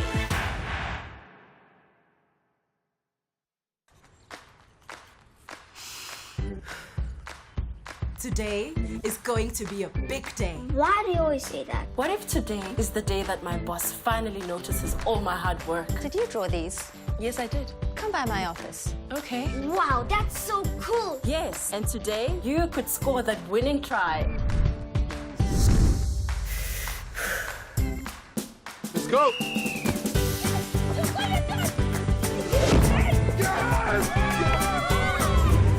Wow, today can be a big day. Whatever happens, we're ready. With Aquafresh confidence, today can be a big day. Do you ever think of what your skin goes through every day? In game time and playtime. Dove Men Plus Care protects and cares for your skin with 48-hour protection and triple action moisturizer. Okay, lipstick is for mommy, not the wall.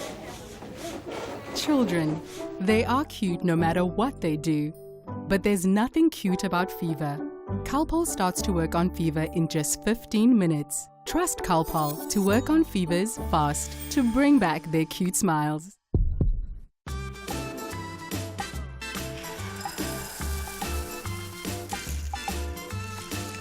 Life's a struggle when you can't breathe well.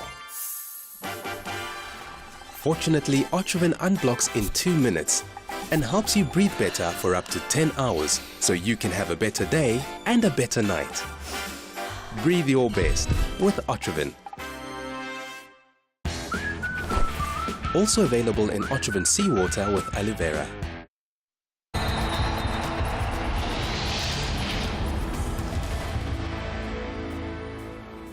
Welcome back. What an exhilarating Free State derby we have just witnessed in the Hollywood Bets Super League. It was a 4-goal thriller.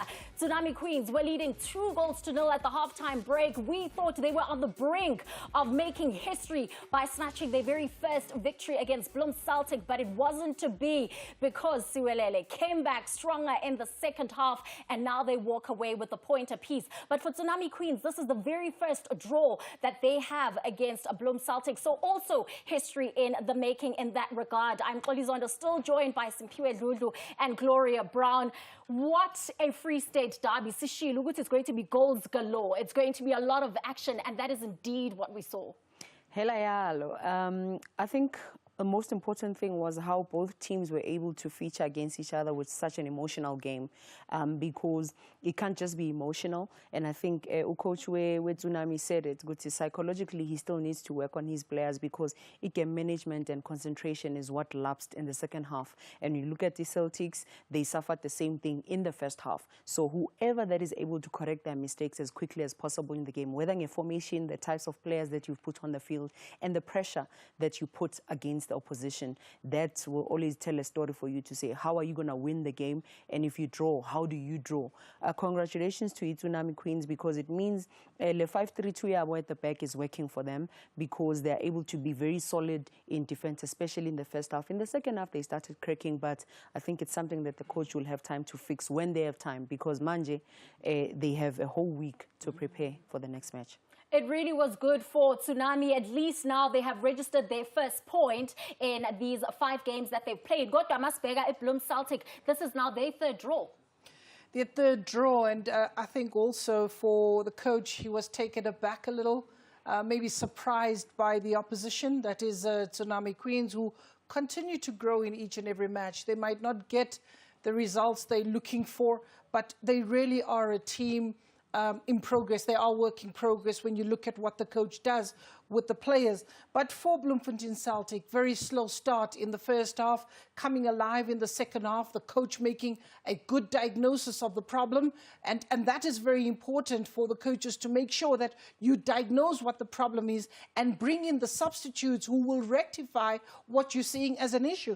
And in this case, bringing in Nomonde and Majola was really, for him, a stroke of genius to allow his team to function yet again the way he's expecting them to play. Of course, a bit later on, we'll be giving you the results of the other games, but I can tell you that Mamelodi Sundowns ladies has suffered their first defeat of the season. In fact, their first defeat in 3 seasons, and it was courtesy of UWC. Durban ladies, they also registered their first victory of the season, but we will give you those results a little later on, because it was 8 matches that were being played today in the Hollywood Bet Super League. Straight to the match that we showed earlier on in that 24th minute, Uzweni, they're coming very close. She came very close, Uzweni, and that just showed you, actually, I beg your pardon, this is Celtics trying to get a goal, and them missing that corner. It means they had a game plan to say, we're going to get behind the defense, Tsunami Queens, and try to get those corners, those set pieces. In the first half, they didn't profit from it. But in the second half, you saw them trying to probe as much as they could by trying to play forward passes, carry the ball to a very congested and reinforced defense of Tsunami Queens. All right, and of course, it was the history that we're talking about. Captain Fantastic Opulani Nzapeza, who was recently now named the player of the match. She came in with that very first goal for Tsunami Queens. It was in that 37th minute, and what a goal it was, Gloria. It was the goal that gave them the belief and showing them that they can actually do it. And this is when you need your big players like Pulani to make sure that you bring your players along and make sure that you execute perfectly. That free kick that was taken was one of the better free kicks that she's taken in a while, and that just gave them more belief, because you got to see a team that continued to go forward. Yeah, it's a team that continues to go forward. I mean, they're building up from when they started playing out against Ife's Touch. In the very first game, we saw Nzapeza playing as a defensive mid. She's got the brains. She knows how to pass. Technically, she's great at it. And even when she's defending, you can see how she cleans and where she clears the ball to. It's very critical for a coach to understand the skill and ability of a player and place them in a correct position. Hayi-ke uma sikhuluma nge-super sub sikhuluma ngoMugwera, and that is exactly what happened. She came in for Uzweni in that second half. Right after coming onto the field, she scores a second goal for Tsunami, and at this point in time, we think they're walking away with the 3 points. Yeah, I think for us, we were so excited in the studio, and he said really 2 goals is a huge mountain to climb. And for Uzweni, it is important for players on the bench to realize how impactful they can be when they are brought on. It doesn't mean when a coach keeps you on the bench, you are less of a better player. But you go on, you read, you understand, you look at how do I beat the players, how do I get behind the defense. And it was almost with the first touch that Zinzi managed to beat an offside trap and get the ball in the back of the net. And you know why I'm laughing, Chloe? I'm laughing because someone would have said offside.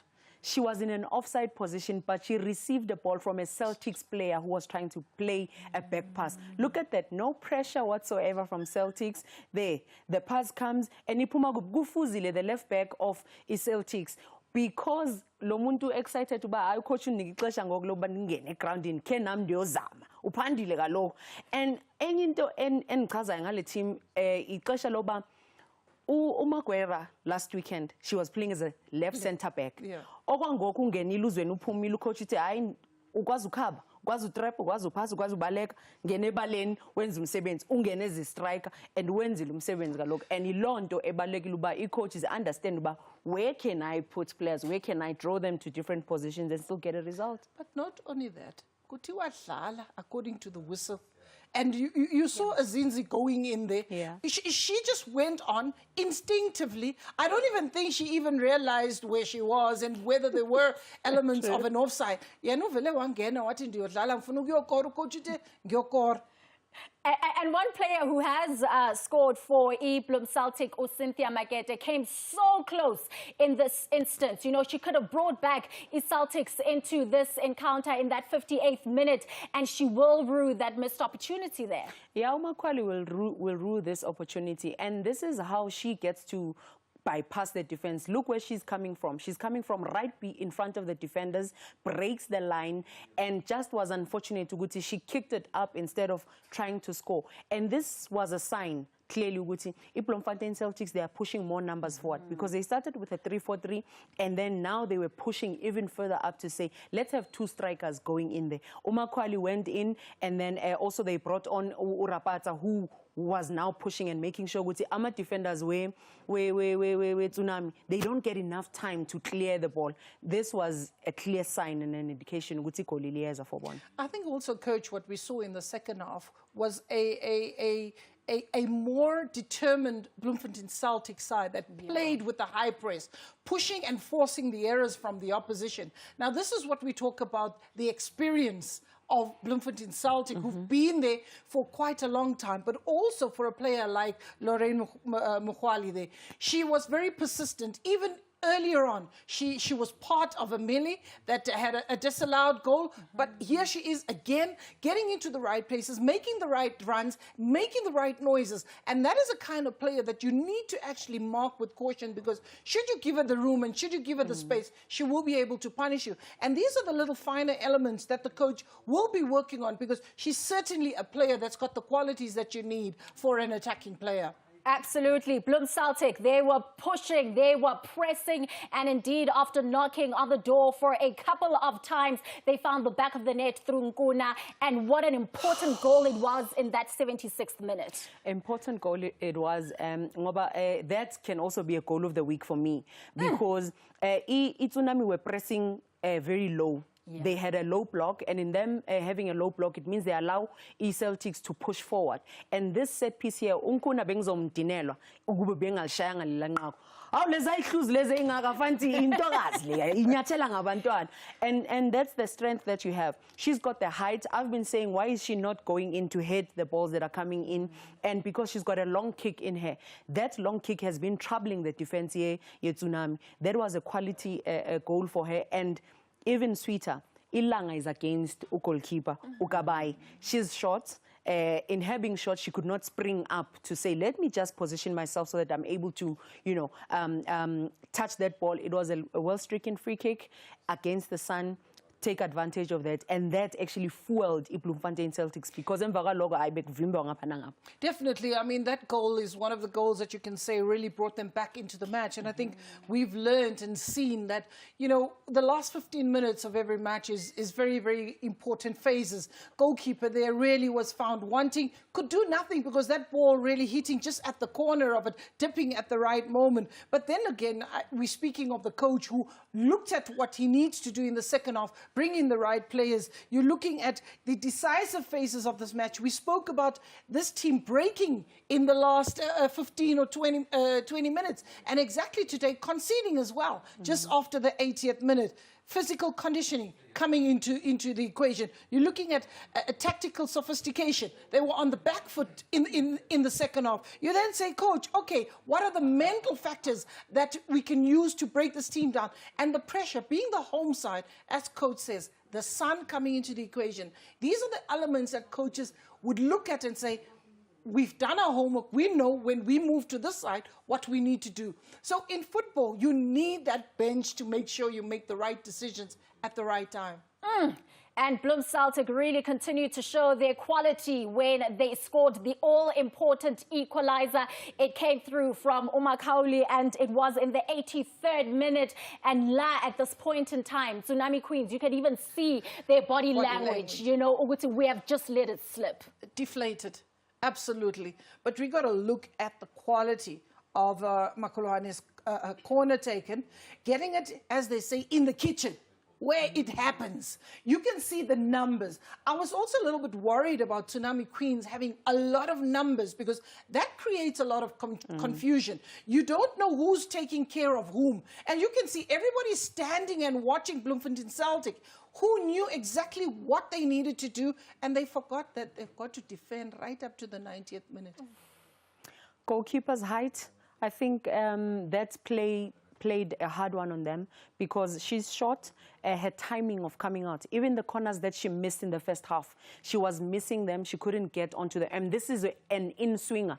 If she was correctly positioned at the right time to come out and hit that ball, she would have gotten to it. And I totally agree with you, Gloria, to say, because now it's very congested there. And now, in this case, the goalkeeper doesn't even have the sun against her eyes. She can see the ball clearly. She can see everything. There's nobody also Tsunami in the goals. There needs to be somebody first pole, last pole, so that the goalkeeper also has the confidence. So for me, it's go back to that goalkeeper training to say she needs to be challenged a lot more, to say even though you are short, you need to be correctly positioned at the right time. You know how to spring up and be able to fist that ball or get a touch on it. It's almost similar to the cross that came in, to the set piece that came in. Unfortunately, when they are hitting you up there, when you are vertically challenged like me, it's banking. But also, coach, with that being vertically challenged, the reading of the cross is important. There she mistimed it altogether. She went out when the ball was at its highest point. And where the goal was scored was when the ball was almost at its lowest point. You have a look at that. It was easy. Had she followed that ball right up until the last, she could have been able to grab that ball. But again, credit be given to Bloemfontein Celtic, because they had the numbers on the blind side. If you look at, Mulaba, she doesn't follow that ball. And you look at the number of Bloemfontein Celtic players that make that challenge into the box. They know they need to get the numbers to put the pressure, and unmarked, it was very easy to get that ball. Very, very, very easy. Look at the two players that are behind. There's still a Mohale that's behind. Even the goal scorer is free. Even between Uzinzi, there in goals, there's three Bloemfontein Celtic players that would have gotten the same ball. Yeah. So I think coach also, even the captain Unzapeza did mention Uguti,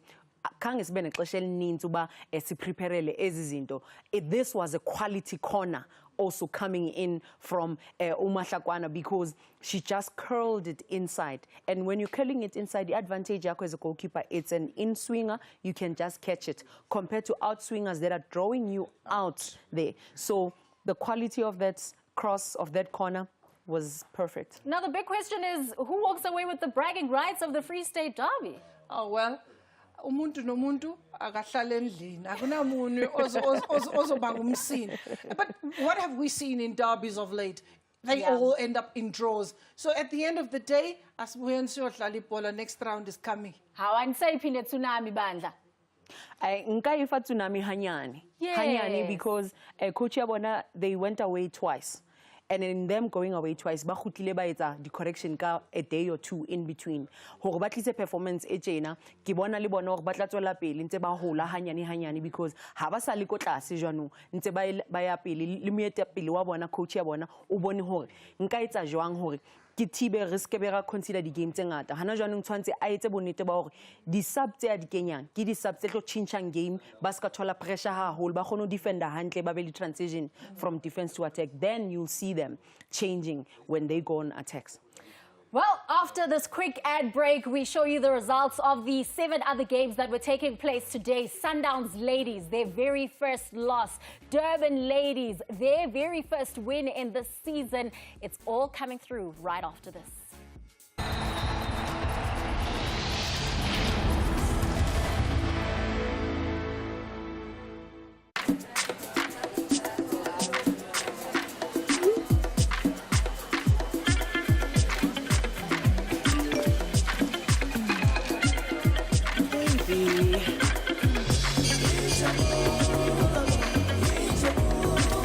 Have a nazo me moment. Whenever, wherever. Try the delicious cheeseburger or the jalapeno chicken burger at only 29.90 for each small meal.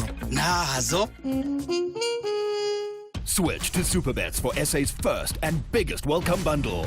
A 50 Rand sign-up bonus, up to 5,000 Rand first deposit match, SA's biggest. With over 1,300 pre-match markets and more than 20,000 live games, you could win up to 30 million Rand. It gets even bigger with 10% weekly cashback, instant cash outs, instant deposits, instant results, and instant payouts. Switch to Superbets. Register now at superbets.co.za. Superbets. Join Mzansi's biggest. Next on Hotspot, Selima Tunzi, we chill out with Whitney H, who's only got 2.7 million followers on Insta.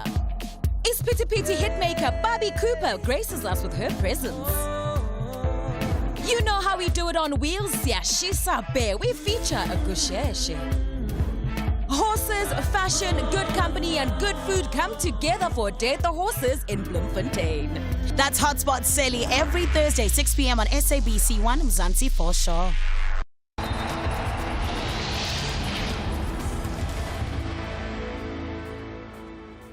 Welcome back. Hollywood Bets, a Super League, exciting 8 matches that we saw today. In terms of the results that we saw earlier on, JVW are still unbeaten in the season so far, registering a 1-0 victory against City Lads. Durban Ladies, their first victory of the season. It was 2-1 against First Touch. Bloemfontein Celtic and Tsunami Queens playing out to that 2-2 draw. ETUT Thunderbirds, also a goalless stalemate, while UJ and Richmond were tied at 1-1.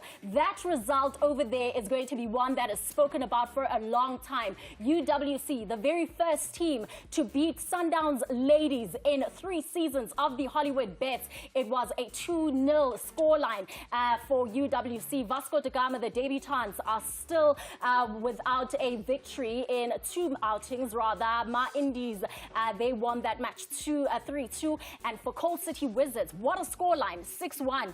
Agesikhulumeni nge-UWC ungathi nje futhi besingasukuma sibashayele izandla 2-0 victory against the treble champions. It has never been done before on the ground, and now Sundowns Ladies bayazi nabo ukuthi u-L ukanjani. Xoli, Sundowns played a friendly against Richmond early this year and they were beaten by Richmond. And today we're seeing UWC beat Mamelodi Sundowns.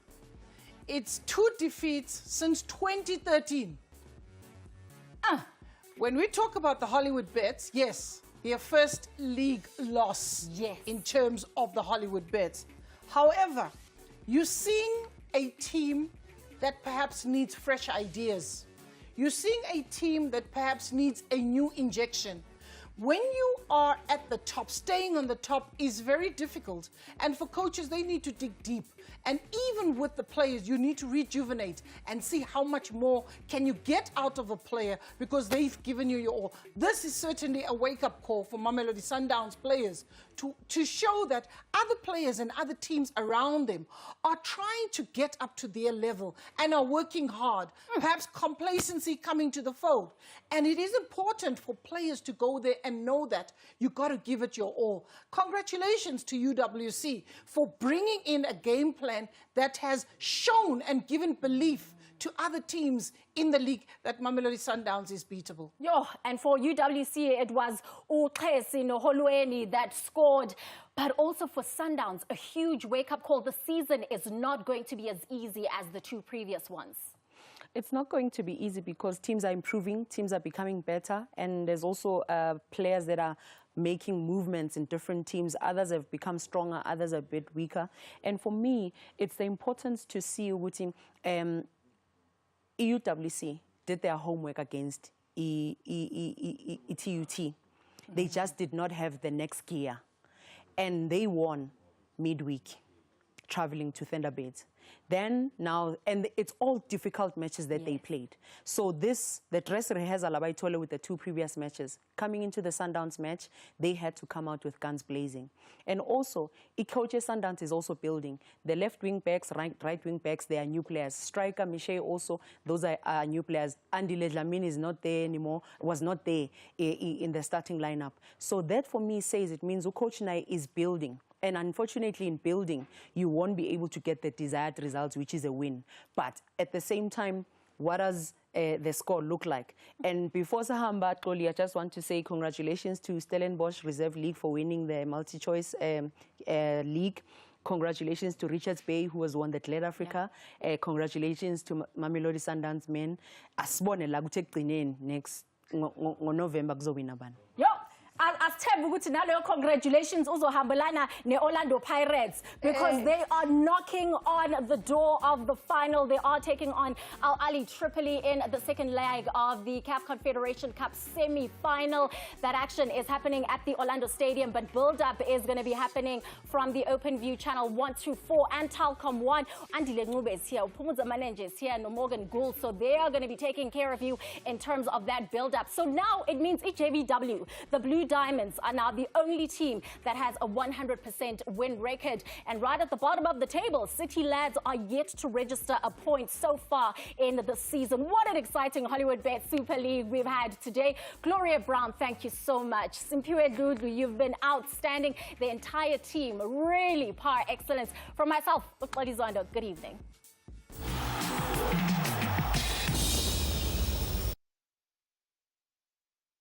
Next on Hotspot, Selima Tunzi, we chill out with Whitney 8, who's only got 2.7 million followers on Insta. Piti hitmaker Bobby Cooper graces us with her presence. You know how we do it on Wheels, Yashisa Bear. We feature a Gusheshe. Horses, fashion.